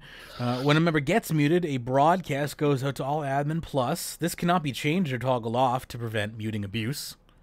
Can now choose which ranks can kick. In live, it was hardest to admin plus, but you can adjust that. Thank God. Yes, so only basically deputies and above. See how it is. You're the one who doesn't want to be a deputy. I'm going to have to be a deputy after, I think, Yes. this, because only deputies can set login messages of the day. And once these messages come back is basically when skill competitions are going to come back. Because I'll have a way to contact everybody, and so everyone will have a fair chance. Anyway. Where we are. It only cost you your yellow party hat to give you that. You'll have to wait for me to get one. I think we should have Mage go through a lot of vigorous activities. Yeah, I think we'll have to set. Yeah, we'll have to set some tasks for him to do. He has to have 120 dungeoneering, but he can be a deputy. Now that I like. Perfect. I don't know if I like where this is going. So I'm just going to keep reading and pretend nothing happened. Clan settings interface moved. We already read that, right? The new bluer interface. Clan time zones now have options for GMT plus 13 and plus 14 in case you were feeling left out. Clan settings is now an overlay interface. You can change your settings, rank people up while you skill or kill. Clan motif colors work similar to max and comp colors, so you could set specific colors now. Hana, I believe, wanted. Logo. Yeah, I was gonna say you might want to run this by Pyrnassius first. I think, yeah. Yeah, the new clan logo is gonna be hot pink, Pern. You can't stop. No, you're being dropped to recruit. I said maybe we can settle for Pink's gothic cousin, purple. Purple, I don't mind. I like purple. He's saying, when you get your party hat, Right, please maybe it'll be follow purple. me through the red portal. You know, if I was getting a red party hat, you could at least say it's like the red party hat portal, and like if you go through it, it dupes the party hat or something. I know a trick. You got to see it. Leaving clan added another. Are you sure you want to leave with the option swap, so you can't hold down one to leave. Welcome back. Clan broadcast when inactive for more than 30 days. Clan member logs in. I think that's a nice feature. Previously, you had to opt into clan event broadcasts. A lot of people didn't even know that something you could even do. It will now show for all clan members regardless. Added more options to the clan event broadcasts. Specific God Wars Dungeon 2 bosses, Ray's Invention Guild, Combat Academy, Lost Grove, All Eastern Islands, Deep Sea Fishing, Armadill's Tower, Behind the Scenes, Gower Farm, Solak, Overgrown Idols, Hall of Memories, Gothixian Caches, Demon Flash Mobs, Safecracking Invention Portables, Elite Dungeons, all have been added. They need to do. I don't know. I guess we'll see how clan broadcasts work. I think clan broadcasts still have to be sent out manually, which is annoying. It would be nice to have some kind of automated system. Yeah. Jagex is not a fan of automated systems for the players. Even for their own team members, it seems like. Let's see here. Increase a resource gained per XP drop, which means a faster cap. 2 to 3 resources per XP drop. Capping will be more AFK. The root and wood cutting plot was set to be chopped every 3 to 8 XP drops. This has been changed to 4 to 9 XP drops before having to click again. Currently, it takes 1.5 to 2 hours to cap. This should reduce it to 30 to 40 minutes. I think that's a lot more acceptable. Much better. Yeah. I am very... I don't know. I'm wary of this because this basically means that actually using the clan's antidote as skill is going to be way worse. It's basically just a place to cap now. It's not actually a place to skill and get XP. And is that XP condensed into that period of time, or is it just straight up chopped off?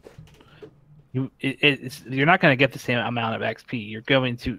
XP rates are not increasing. They're just increasing the amount of resources you gather, how quickly you gather resources. But they're not upping the amount of XP. They're upping the amount of resources per XP tick, but the XP remains the same?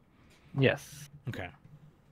So they've basically made it way faster to cap, which is great for max players, but not great for lower level players who actually want to train in the Citadel, or people who want to get 99 crafting for free or something like that. It's basically made that kind of stuff impossible. You're basically going to get 1/4 the XP that you were getting before because you can only be there for 1/4 the time, and I don't like that. I say this in the nicest way possible. Go ahead, Pern. I'll let you go first. I was just saying, is that confirmed, or is that what you're reading? No, that's absolutely confirmed. I mean, I watched the video. That's what they're saying in here too. Like they said, it only takes 30 to 40 minutes to cap now, where it used to take 2 hours to cap. If the XP rates don't change and the time does, then you get less XP. Yeah. I mean, they can't change if they made the XP rates. Well, they could, but they'd have to make the XP rates 4 times better, which would make it some of the best XP in the game. But if you can only do it for 30 minutes, it doesn't matter. Yeah, you only do it 30 minutes once a week. I have no issue with that at all. I mean, I would be. Okay. I think it's worth bringing up after the fact, after these changes are in place. Yeah, well, let's see what happens, and then I don't think it's like okay, you're going to have 4 times XP. You're going to get the same XP. It's going to be half hour. It's going to make it worthwhile going to the clan for other people as well. And everyone's going to go. It's only once a week. This is a max update. This update's going to change the game for max. The most efficient way to max is going to be getting fealty every week because you're going to get. Can I drop a controversial opinion here? What? I say this in the nicest way possible, but this update is a scapegoat. Or a, how do I put this?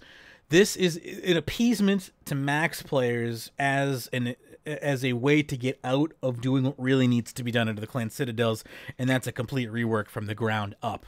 To put in more skills, to broaden what you can do up there and make it more, instead of making it more useful for max players, they're making it easier for max players to get out of there as soon as possible by hurting mid-tier and low-level players, basically. Yep. We're taking from them in order to make our lives easier, instead of putting the right amount of resources on this project and redoing citadels to make it useful for all tiers of players. I mean, I don't even think it would require a complete rework. It would have just required, like, rebalancing XP rates.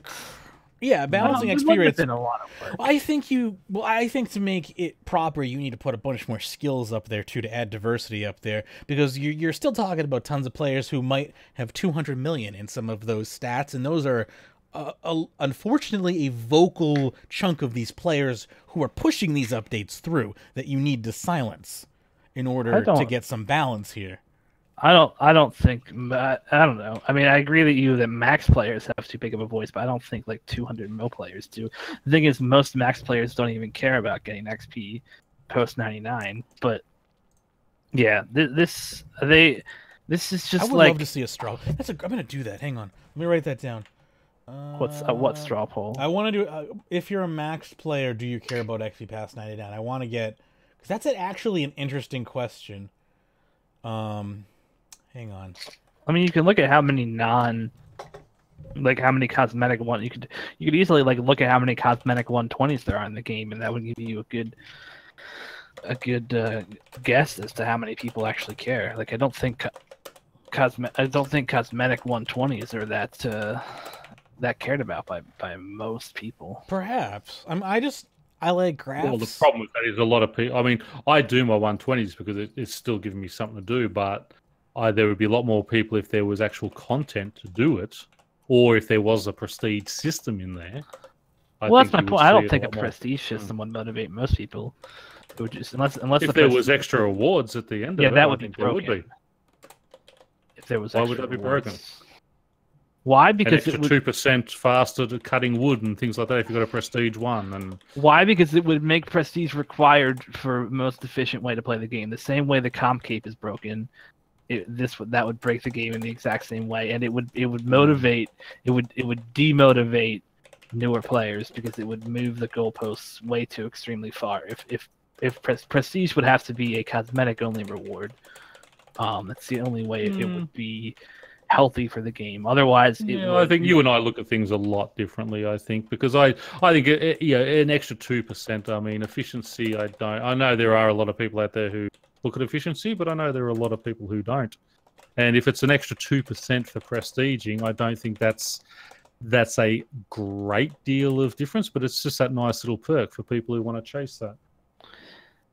Okay, so you're saying, but that reward is going to continue. Like a prestige system is the idea of that kind of thing never ending. If you could endlessly prestige, like that's just gonna make people buy XP off a treasure hunter, and it's gonna make people grind. It's unhealthy for a long-term health of the game to lock too much behind high-level content. Like it demotivates people from playing because then they feel like if prestige has a reward, it makes people feel like they have to play that part of the game, whether they want to or not. I mean, you can look at Max Cape or Comp Cape and see how the community views them as like necessities to play. Prestige would become the same thing, and it's not like making PVMers max. I honestly think it's unhealthy for the game.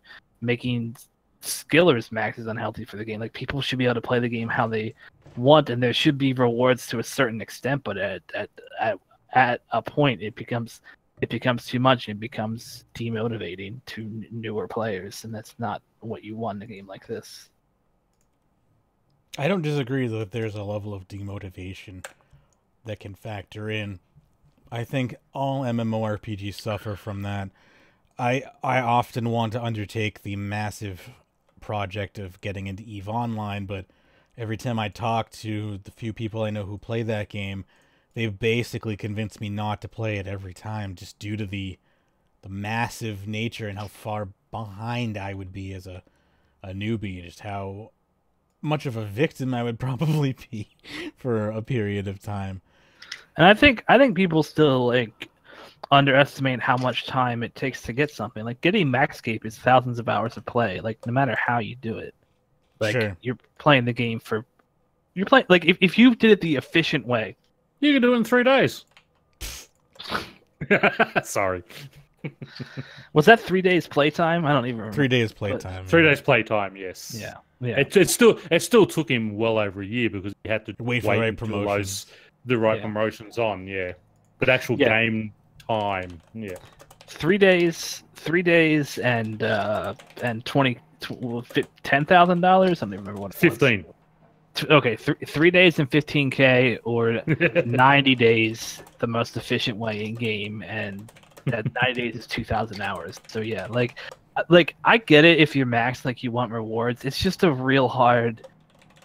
It's a real hard space to walk. Is really what it is. Like I feel like 120 perks would have been good, but prestige to me, like prestige should be like there should be like 5 tiers of it, and each tier should give you like a cooler and cooler looking cape, or hell, like a whole outfit. Like cosmetics motivate people enough. If there was a badass cosmetic that you got at prestige 5, like people would be all over that. That's still sort of a perk that you are getting. So that's why I would love to see growth stages in your pets, or something. Like if I reach 200 mil, I can then start pumping XP into the pets I have at that skill and start growing them, or getting nice little. Making a bigger pet, because basically once I hit 200 mil in all the skills I like, I'll be quitting the game because there is nothing there that's going to motivate me to keep going. You say that now. There's always updates coming out. Let's keep you motivated. Like yeah, but I mean, if I'm not earning anything for those, I don't see the value. Like safe cracking, great update. I have no interest in it at all because there's nothing there for me. I'm already 120 thieving. And if I do thieve, I just that's one of the skills that I do as my AFK type thing. So I just continue doing it at L's because I make money from those. I get my I get my bird's nest and such to make my potions and things. It's once there's no reason to train a skill for that XP and such. I mean, and I like combat, but it's not the be all and end all for me. So increasing the XP caps, I'm totally there for that. Or allowing you to augment your pet in some way while leveling up. I'm there for all of that kind of stuff. I'm just not here for this makes you able to skill more efficiently, or this gives you an XP boost, because that gets that's fair enough, real dicey. But I can see that other side of it. To me, because again, I don't play efficiency scape, so it doesn't bother me in the least. But to be able to keep training, like if I want to do Slayer and I want to train my gargoyle, and maybe the gargoyle goes through different growth stages, and or he can get a gold, a silver cape for for whatever 200 reason. mil once. When you said my gargoyle is going through different growth stages, I just pictured a gargoyle in this awkward teenage phase where he's got like a baseball cap on backwards and some pimples, and he's like, "Oh, Dad, I don't want to go on. I feel weird."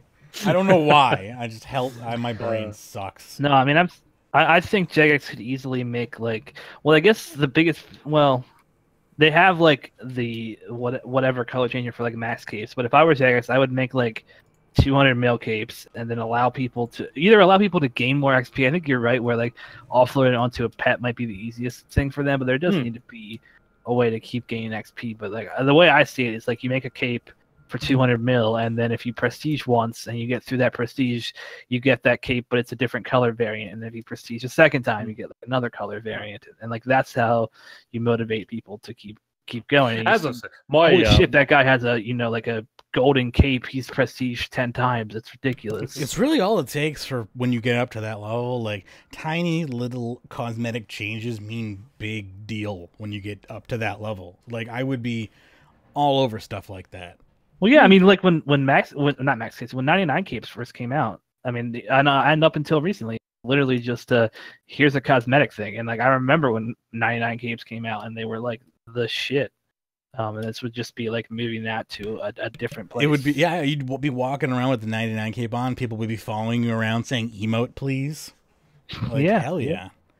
Those days you don't see. I don't get to walk around with my fishing cape anymore, and some level 30 running around going emote, please. And I miss those days. Have a really awesome emote at 200 mil. Yeah. Or as we said, increase them all to 5.4 bill on each skill. Every skill. This is, Yeah. I think this is the thing No that limit. hurts. Like this is where I think Treasure Hunter / Solomon's hurts the game the most, is the fact that cosmetics aren't what they used to be, or like we don't see as many of them for free, because like most cosmetic like efforts are put into microtransactions, which, you know, like I'm not arguing.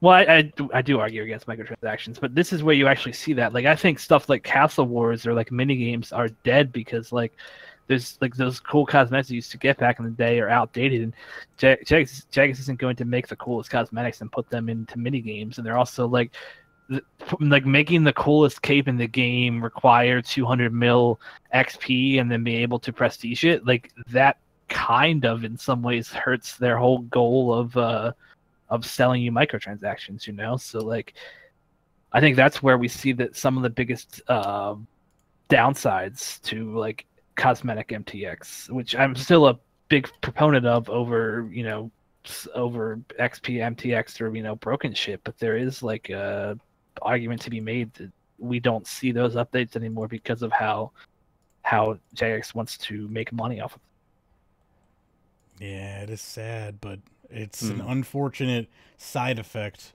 of MTX. Anyway, where are we at? I've been trying to judge noise levels for too long. Basically can now choose which ranks can kick you around that area. Oh yeah, I forgot about that. No, we just finished the event broadcast thing, so we're on to Does anyone? No, we're the fealty part, the fealty requirement. Okay, fealty requirement is now a flat 900 resources gathered, which is a lot faster post-update. Took Shawnee about 4 to 5 minutes with a Clan Citadel booster at the woodcutting plot. So basically, once again, this is a max level player update. This is a concession to max players, yep. It'll take you 10 minutes to get fealty now, like 10 minutes a week to get a 6% XP boost. Capping message will show how many people have capped this week.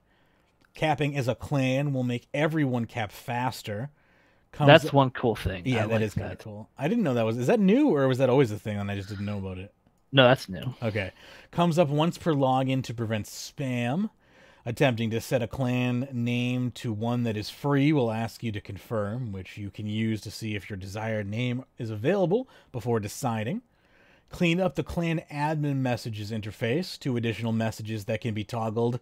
X has edited the clan login message, and the goal for resources has been met. Resource goal has been met.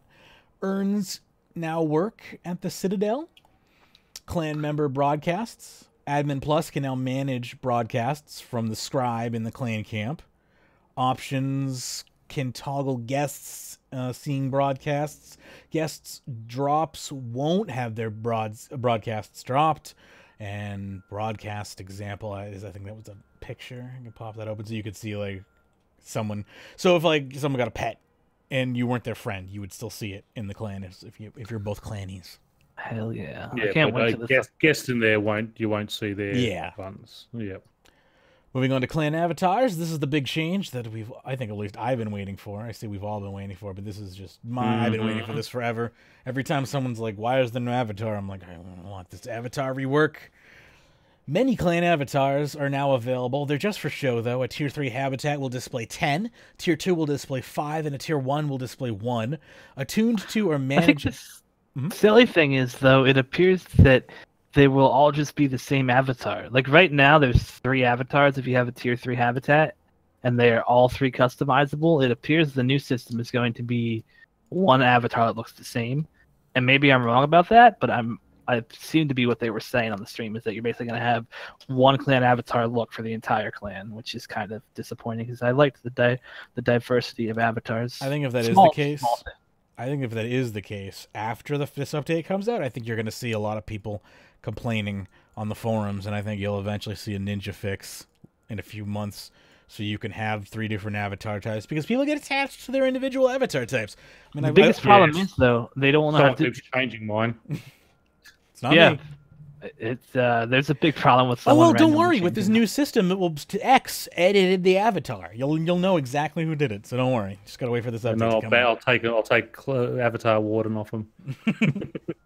Well, the thing is, Mage, why I don't think that's true is because down here they do say the avatars are going to be a override, and the way the override interface works, they have no way to say which avatar override do you want to use for this time.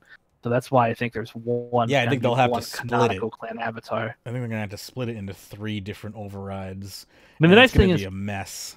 I think the nice thing is, Pern, what we'll probably end up to. Well, I don't even know if Avatar Warden would be a thing anymore. I was gonna say it would be kind of cool if a clan reward was Avatar Warden. So now it's just like, oh, you get a cool clan pet if you're it's just like loyal enough. But I think everyone's gonna have Avatar access. Everyone above a certain level will have Avatar. Will have Avatar access as a cosmetic. I think everyone will. That's not how I interpreted it, but I can't back up my statement at the moment. All right, yeah, we can just keep reading. So Avatar itself is now a pet. I guess here, maybe there's information right here. Summoned through the interface. No, you skipped a bit there. Oh, did I? Where am I? You're at everyone has their own avatar buff. Everyone has their own avatar buff. You don't need to take an avatar out. You don't need to have an avatar warden or job title. You just need to be part of the clan for the 3%, right? Everyone has their own weekly buff of 3%. Fealty will increase it to 1% per rank, up to 6%. Allow avatar bonuses in places familiars aren't allowed, like Runespan, Citadels. I believe they're going to make you have to activate it. Like you're not gonna just get it. You're gonna have to go to the clan Citadel once a week and activate it, which I think is cool. Yeah, I think that's a good idea. Yeah, you go up to the stone up there or something and activate it, I believe. Citadel skill plot bonuses increased from 10% to 50%. So I guess there is a small XP increase there. Okay. That's not huge, but I guess if you have tier 3, you'll be getting 50% more XP instead of just 10% more. It might work. It might balance out. We'll have to see. It doesn't quite balance out, but it will at least help some. Yeah. Anyways, XP drops will now show resources gained in the Citadel. Avatar itself is now a pet summoned through the interface. You don't need to go to the Citadel to summon it. If you have the avatar out as a pet in the Citadel, it will gather resources for you. This contributes to a clan-wide cap. Avatar as a pet is not needed for plot bonus or XP bonus. Admins can change the avatar style, which can apply to all avatar pets. Can add avatar to your player-owned house, but it won't use your clan style. It will instead use a unique skin that clans can't get. Yeah, so that says that there was only going to be one avatar right there, basically. Admins can change the avatar style. It doesn't say multiples. So that makes me really think it's going to be one. Orts will no longer drop, obviously. The ones you have will remain in your currency pouch for those who want to show off their quantities. That's so silly to me. Iron Men won't benefit from the buffs. They can take the pet out as a cosmetic, though. Heal over time, familiar faces, auto ort, random resurrection, and protector have been removed. Some of these could come back in the future. Probably not. There you go. So, how much do you want to bet that there's a bug day one of this update where if you just log out and log back in, you get infinite boosters because your orts are still in your bag? I hope so. Or you disconnect and reconnect, like you get connection lost. Yep. I'm calling it now. That's going to be a bug when this update comes out. It's pretty, at this point, calling a bug day one update is like saying it's gonna rain. No, I'm not calling bugs. I'm calling a specific bug. Yeah. I'm saying there will be a way. You're pointing to where in the stadium your ball's gonna land, basically. Exactly. Okay. There will be a way to get Clan Citadel boosters because your orts are still in your currency pouch, and you'll be able to get more than what you should be able to. That's the bug that I'm calling. Gotcha. All right. And I'd like to say now, you scoffed at my few show topics. Yeah. And look how long that TLDR took. You're welcome. I was literally thinking that as we were going through it towards the end, and I was like, I wonder if I'm going to get away with my previous comments or if Hannah's going to call me out on it. And there's my answer. Well deserved, well called, well put together show notes. It's almost like you've been doing this for a few years now or something. Let's see. Let's move along, shall we? We still do have 3 more topics to go through. I will, let's see. This next one is by Gods Are Tired. Magebit is tired. Ow, Magebit just smashed his knee. Mod Kyler, why on earth is the quest point shop in the GE when there are 3 dead questing guilds? Champions, Heroes, and Legends Guild all need some love, and this update is the last chance for at least one of those. The GE already is active, and it just got the Clue Scroll hub added to it. There is a Gmod reply here somewhere. Go ahead. When I first heard this, when I first heard it was going to be the GE, I thought it was silly, and then I saw this post, and I was like, you know what? I kind of agree. But when you think about it more, like, adding a quest point shop to one of the guilds isn't going to do anything. Like, No. This is going to be a place that someone stops for 5 seconds. Like, it's not going to add activity back. Like, sure, day one, the Legends Guild or Heroes Guild would be packed full of people for, like, And then the everyone first could half be an hour. reminded of how shitty it looks. Yeah. So, like, this wouldn't It's actually be a substantial up. That's right. I mean, it's just a pain in the ass just to go Yeah, down there yeah. to get your rewards. The GE makes the most sense because it's the most used area. It's just If quick you and easy ask to me, get to they should just put all this stuff in the Max Guild. That would be the best place for it all.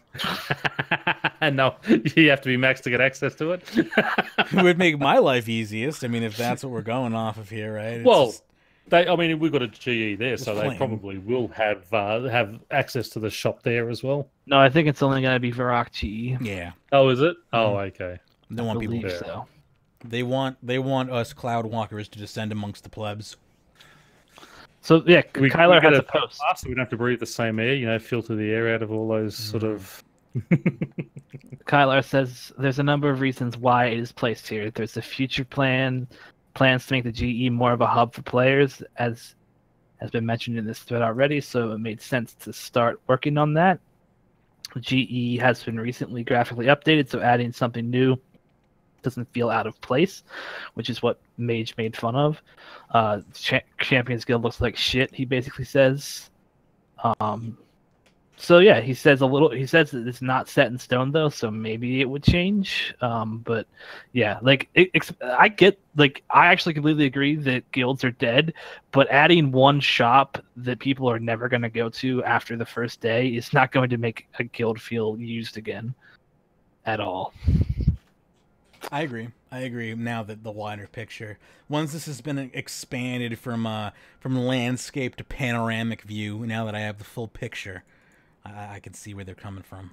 I find it interesting that they want to make the Varrock GE a hub. I didn't know that was a thing, but saying that like they want to make the Varrock GE more of a hub, that's it a all good idea manageable. too, because getting max players out of Priv is a good idea. It's a great idea. Yeah. Get those lower level elites out of my way so I can have that place to myself. Anyway. Hey. I had time where I was able to sit on that throne. Were you ever able to sit on the throne? No, but when the Master Max Guild comes out, will you be able to descend those steps? Ascend those steps? Excuse me, wrong direction? The Master Max Guild. I think you mean when the new there's a new planet that's going to collide with Gillianer, and it's going to be called Planet Max. You can only get there if you have all 200 mils. Yeah? Yeah, It's like they a- shoot you out of a... Magebit will never be able to get in anyway. He's never going to get one engineering. Oh, fair. No, I will get 120 dungeoneering. It will just be my last.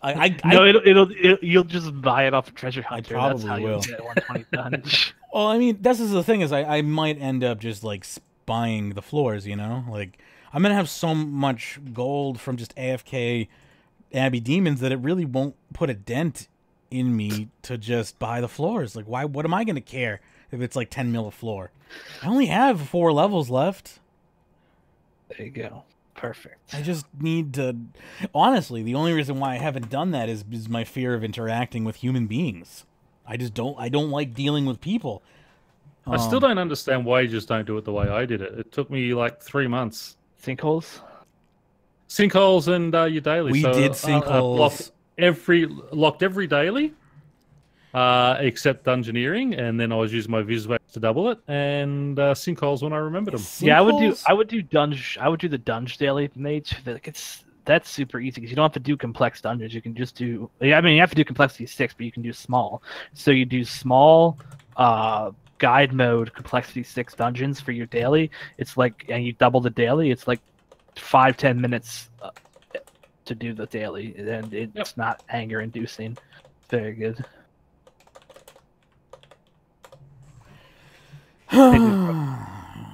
And I did that from 99 to 120. So you're already at 115.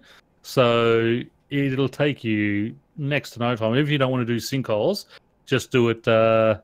Just do your double dailies, and you'll have it in 6 or 8 weeks. Or if you're someone out there who sells dungeon floors, reach out to Magebit because apparently he wants to buy them. I do. So. I do want to buy them. I do want to do some shifting tombs this weekend. I'm how much level to 117? How much level to 117? Oh god, I can't even talk anymore. 3.4 million. I can get 3.4 million Dungeon Experian in a weekend. I'm breaking down. Help me. I can do that in a weekend, I think. Or I have an alternate idea. You just keep doing what you're doing, all those events that keep coming that give you tons of dunge tokens. Spend all those tokens on XP lamps. I didn't know you could do that. Yep. And then you can get 120 that way. I might have to do that. 1 XP per token? Is that? Yeah, I thought it was 2 XP per token. No, I thought it was 1 XP. Maybe it's 2. I've never spent them on that, so I don't know. Yeah. All right, on to the next. All right. Dailies fundamentally alter how I perceive RuneScape, says Mulgarath.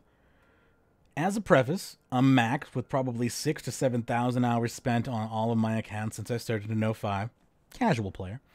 I've taken a break over the past week.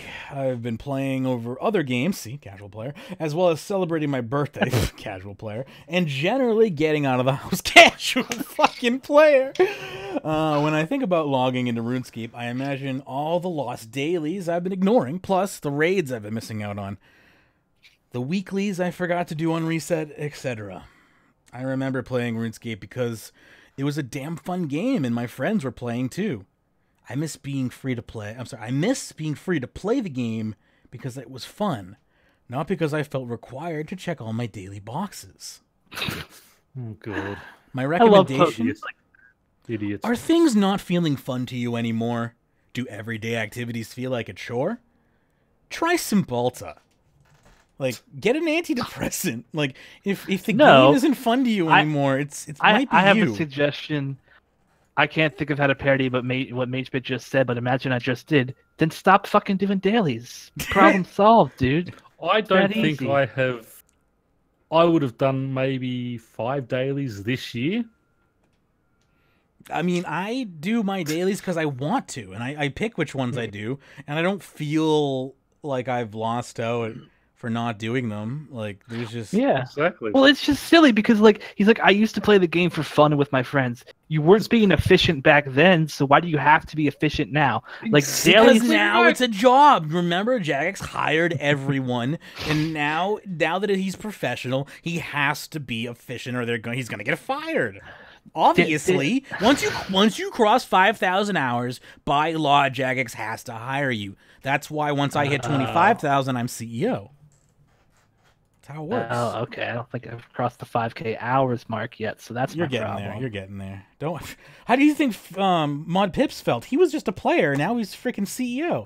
Damn. Yeah. And that's what's gonna happen to me in a few years after. No wonder Jagex has so many problems. You know, like it's not being able to make a good game. That's why all their management's fucked, because it's all just people who have been thrown into the role due to time played in game. Yeah, that's why RuneScape Chronicle failed. Those were just RuneScape players who were like had to make a game because they were contractually obligated to keep playing RuneScape. I see here you've been playing RuneScape for 10,000 hours now. You're gonna need to make a beta of some sort, or we're gonna ban you. Anyway. Yeah, it's just like that's where all those bans come from. Where you don't know why you got banned. It's because you didn't finish your beta. You ignored their emails to do Yeah. work for them. Yeah, you forgot to do your job, so you got banned, you scrub. What the fuck is happening to this show? Go ahead. I really just don't get, like, the only difference between now and 2005 is this person's priorities. There were people playing efficiency in 2005, like tick-based XP leveling was a thing back then. Sure, there were not dailies, but I can guarantee you this guy was not an efficient player back then. The biggest difference is dailies are easier to do than Ephicxstix used to be, so maybe that's why you're doing it.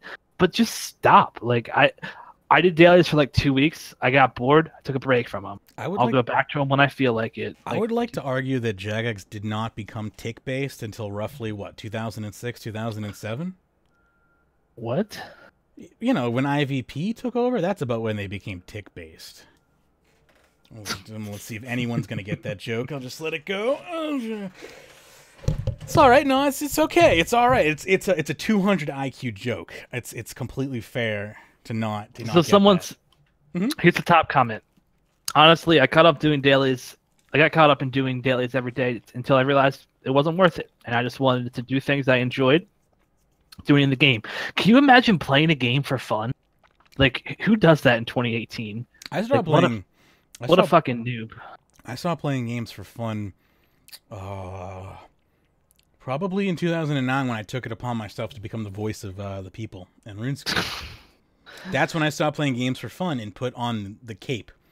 I mean, honestly, I'm actually just sitting here in camo underwear and nothing else. So, I mean, that's really the image that should be painted in your head. But I like to project an image of power and camaraderie. Put on underwear today. That's nice. Yeah, I know. I mean, this specific pair is barely considered underwear anymore. But all right, let me finish this comment. Okay. You have to just stop them one day and go do what you really want to do. And the daily, the daily need that you feel will slowly go away. And then this guy's comment: I find myself playing a lot less this year than the previous few. The whole game has almost turned into an hour of dailies, then repeat. I guess I should just ignore them one of these days. Should try to ignore them one of these days. Maybe that'll make the game more fun for me. Wow, dude, you might be onto something. I've learned Telos, but I need Corruption Blast on my iron to progress much further, so I've been raiding. Another buy daily, but there's other stuff I can do, like safe cracking. Dude, if you don't want to earn Corruption Blast yourself, maybe you shouldn't be playing an Iron Man where you have to earn everything yourself. Just a thought. There's a lovely NPC in Lumbridge that will strip that off of you and just relieve you of that horrible burden if you need some help. Yeah. He's an actual, isn't he, Mr. X? I don't know. Don't listen to me as an authority on RuneScape information. What do you think this is? The #1 source for RuneScape news? All right. Last topic, shall we? Let's do it. All right. This post is by CCMPF. This has 0 upvotes, 48%. Shandong Hongda is purposefully killing RuneScape 3, not Jagex. Shandong Hongda used to be a RuneScape gold mining company. All right. Stop right there for a second. Oh my I knew you would love this. I have not read this before. And Hana promised me I would not be disappointed. I'm not disappointed so far. I'm going to try to read this as if I'm drunk. All right. Shandong Hongda used to be a RuneScape gold mining company. Jagex nuked them and they had to get real jobs. They started mining iron and copper metals in real life. They already had the workers and the sweatshop. A bonus, they were already accustomed to mining iron 23 hours a day.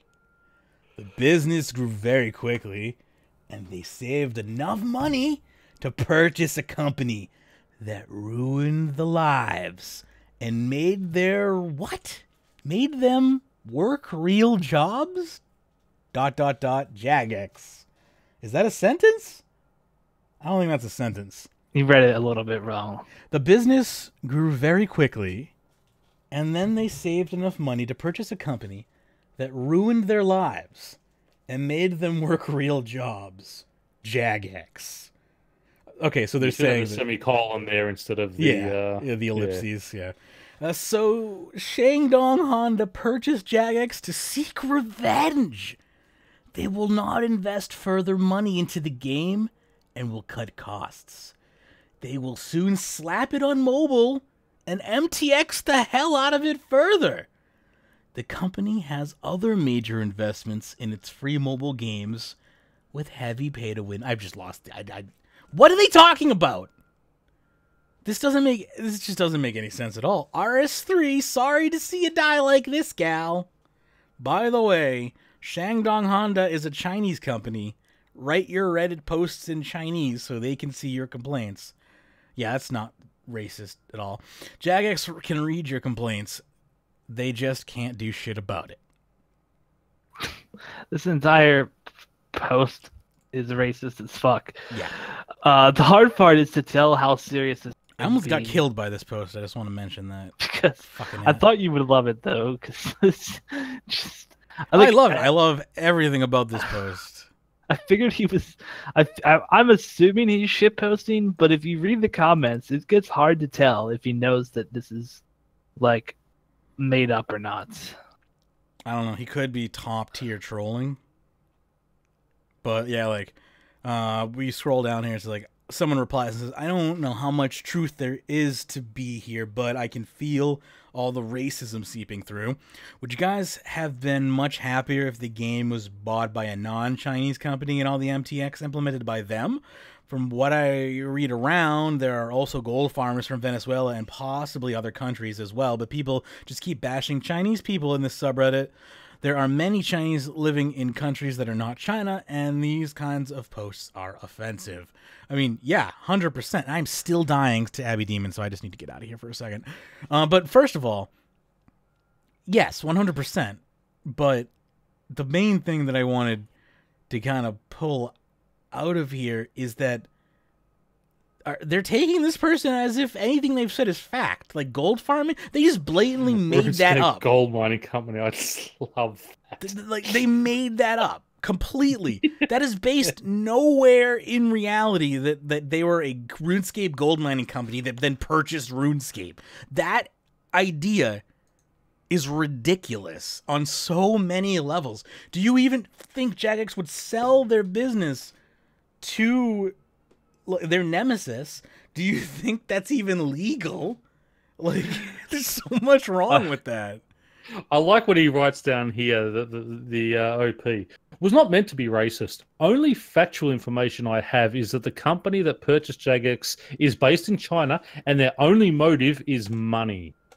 Well, yeah, they're a company. All companies, their only motive is money. I feel like gamers are finally discovering for the first time what like free market capitalism is, and they're like, "Oh my god, people want money for things." It's like it's almost like this monetary driven economy requires money in order for things to be created. And I'm not saying that's good or bad. I'm just saying it is literally what it is. Yeah, exactly. And the other thing I hate about posts like this is microtransactions were in the game before they were bought. People have such. We talked about this in the pre-show. People have such terrible short-term memories. There's now this belief that like RuneScape was amazing and had no microtransactions, and then they got bought by the Chinese, and now the game has microtransactions. Like that's not what happened. IVP, guys. People. IVP was an American company. Yep. Yeah. Before we go Americans. Before we go through the agreed. Before we go through the end cap here, we do have 20 people who have voted in the poll so far, which is not a sample size that I can do anything with yet, but I just throw it out there. As far as are you max? Did you stick it on Reddit? Oh yeah, that is on Reddit. Sorry. I stuck it on Twitter, Facebook, and that's I'm going to make a Reddit post, and I'm going to post in Rune Group afterwards. Next show, hopefully we can get a couple hundred results for this after I posted in all of the relevant locations. But at the moment, we got 19, 20 people voted here. So I'll just read it over and see where we're at right now. Right now, we have I am maxed. I care about XP past 99 sitting at 6 votes. I'm not maxed. I will care about XP once I'm maxed at 5 votes. That's I will not care. I'm sorry, yeah, you're right. I will not care. I'm maxed but do not care about XP past 99 has 4 votes, and I am not maxed and still care about XP past 99 is 4 votes. So you can kind of couple 2 of those together, each with each other, and kind of get like an overall category of yes or no. So it's almost just like a kind of split down the middle. It is, which is kind of surprising. I figured still small sample size. I figured our listener base would be mostly people who did care because this is a very a lot of this podcast is skilling based. Like you and Pern, that's your favorite thing. Yep. Yeah. Sorry. I'm working on. I just hit 90 million strength. Hell yeah! Grats. Thank you. Catching up to Magebit. Yeah. Oh, that's one thing I don't think many people would have known because I was off sick last week. I did pick up Kangali last week. Yeah, you were on the show when it happened. Oh, was I? Oh, that's right, I was too. That's You're right, it a was mess. that Friday that I was... Yeah. Oh, yeah. All that short-term memory's gone, man. Oh, yeah. Must be a RuneScape player.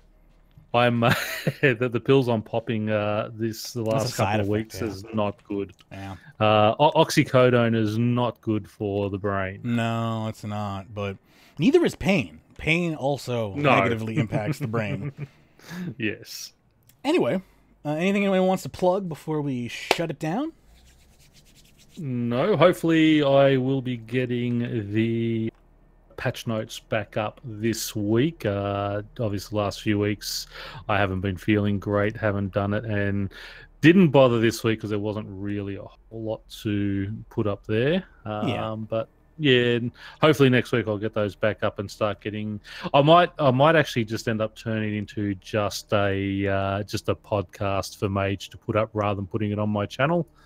I'll just do that sort of weekly and have that up so Mage can get that up sort of every Tuesday morning. You send it, I'll post it. Yep. Anyway, Hannah, you got anything? Yeah, twitch.tv/Queen of Blaze. Come watch me stream if you enjoy me on the show. Toss me a follow. Stop by sometime. I don't have a set time for streaming, but it's basically every day. I might miss some days with my sister being in town, like I said, but once she's gone again, hopefully there shouldn't be too many days missed. It all just depends. I only see her like once a year, so I want to spend as much time with her as possible. Anyways, check it out. Heck yeah. I see my sister once a year, and that's once a year too many. Wow. Oh, wow. I don't get along with one of my sisters very well at all. Sorry to hear that. The other two are great. No, I love the other two, but yeah, one of them is just, Family. What can you do? Exactly. Anyway. Choose your friends, but not your family, as they say. Yeah. You can replace your family with friends, though. Anyway, in the meantime, you can find us on social media. We got a Facebook page for you, facebook.com/RSWeekly. We're on Twitter as well, retweeting all the best stuff over there at RSWeekly on Twitter. Also got a bunch of community links here for you as well. If you want to check out our clan chat, you can go to runescape.club in your web browser and check out our Rune Clan information. Join us in game at clan chat, kill, skill, the letter N, chill. That's kill, skill, and chill. You can check out my continuing progress at runescape.expert. You want to check out our YouTube archives, you can do that at runescape.video. You can join our Discord if you'd like and chat with us around the clock at runescape.chat. And if you want to check out the podcast archives, you can do that over at runescape.today. If you want to help us out, you can do so over on Patreon. Got a Patreon page, patreon.com/RuneScape. You can get the pre-shows to all the shows by just pledging. There's a bunch of other content over there as well as a thank you. Any of our projects we kind of toss up there at varying levels and whatnot. So thank you again to our Patreon supporters. Our top patrons, David, Ephicxstix, Sudwood, Ricky A, Cody T, Naura, Thank you so much for your ongoing patronage. Not just our top patrons, but everyone who's supporting us over on Patreon. We got like almost 20 patrons now. I thank you so much for allowing us to produce the show on a weekly basis. Patreon is a big part in being able to do that. It allows us to advertise. It allows us to fund other smaller things and stuff like that. So big appreciation on that level. Big appreciation to everyone who has also followed and subbed today on Twitch. Mensky, big thank you to all the support that you have dropped today on the show. So that's going to do it for this episode of RuneScape Weekly. I think we're going to try to do some Shifting Tombs community stuff this weekend with the XP rates being increased. So keep an eye out for that. But for now, I'm going to take a little break, edit the show, and that's going to do it. So until then, and as always, happy scaping.